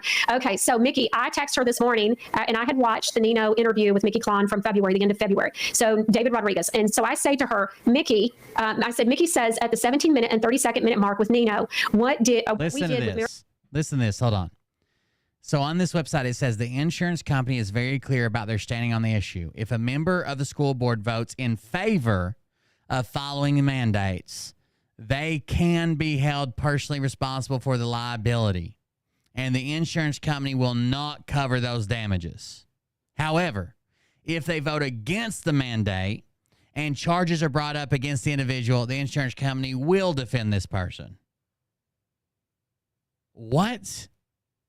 An insurance company told you if this school board member votes for mandates, we will 100% cover. We will not cover them no matter what. And if they vote against mandates, then we 100% do cover them. No questions asked. What? Maricopa County, we basically served them a notice of personal liability. I said, Leslie, you're saying that she didn't do that the Board of Supervisors members had already left the room, and then she asked you to record her acting like they were still in there, correct? So Leslie calls me. It was about. Mickey says 17:30 a minute with Nino.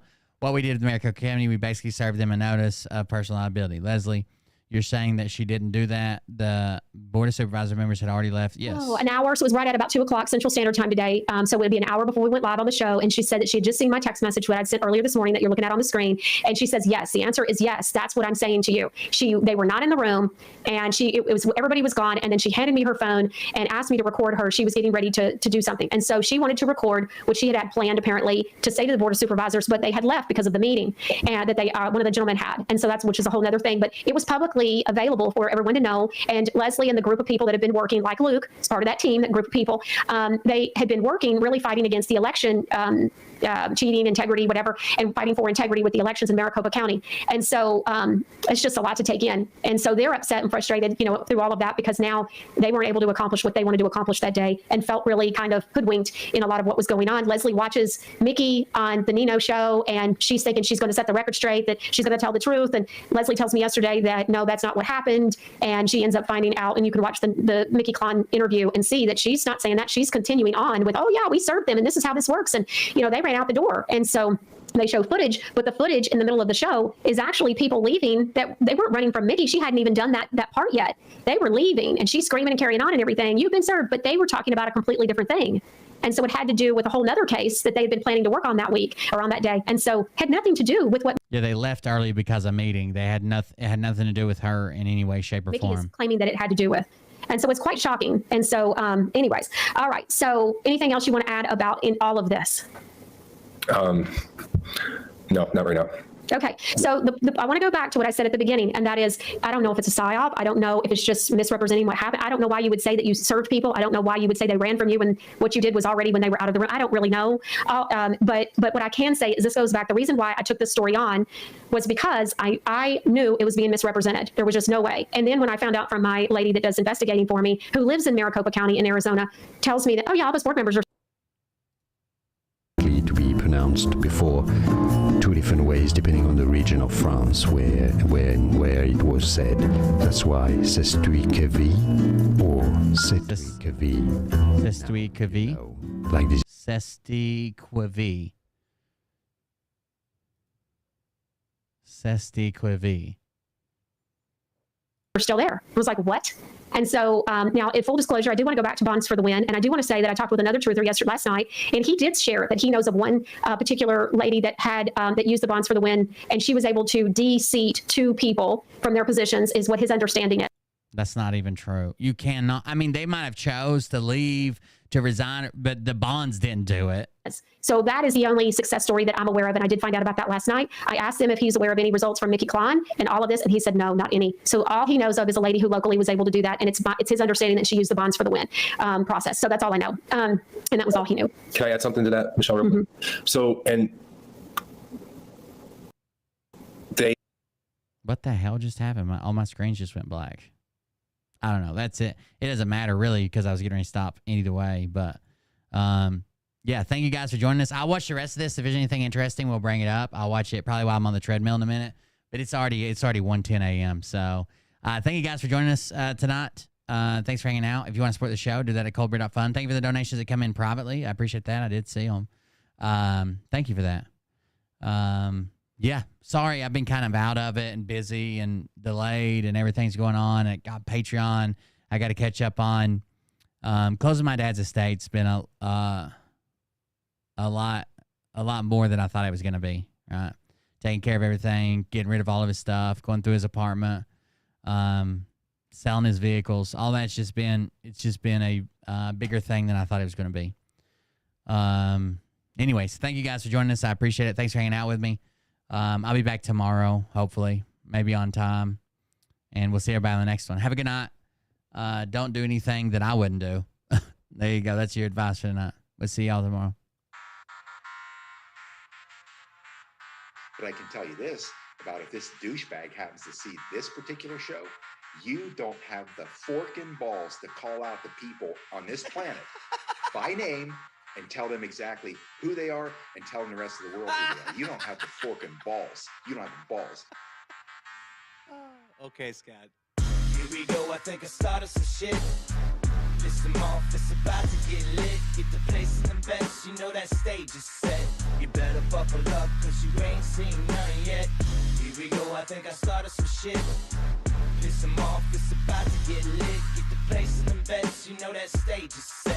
You better buckle up, cause you ain't seen none yet. And they say that I'm a lunatic. Well, listen, bitch, I came equipped with a quick wit and a 6 cents for the stupid shit. Yeah, please hit the like button and stuff. Do anything you can to support the show. I'd appreciate it. All these false fucking prophets who profit off of God. Hit the like button, share the video, make a contribution if you'd like. Any of those things, that would be great. He's strapped to the shaft, eating his chest like he's King Kong. Starving for attention, I'm gonna make your gut. I've been thinking a lot about the show and where it should go into the future. So we'll see. What's next? Trump in a dress, fucking Flynn on his desk. A retard in a vest, climbing up 5G towers. Cause you told him if he did, he'd get fucking superpowers. Here we go, I think I started some shit. Piss them off, it's about to get lit. Get the place in the best, you know that stage is set. You better buckle up, cause you ain't seen none yet. Here we go, I think I started some shit. Piss them off, it's about to get lit. Get the place in the best, you know that stage is set. You better buckle up, cause you ain't seen none yet. I used to find clues too when I was high on shrooms. I found myself a tunnel that led to Jason Q's bedroom. Opened his closet, I found some of his meat rockets. I strapped them to my shoes and then I flew through the roof. Have a good one, guys. An orbit strapped to an F-16. High on amphetamine with Trump in between. Put on a light coat of baby oil and saluted the troops. He tapped me on the shoulder and said, "This is gonna be it." Whoa.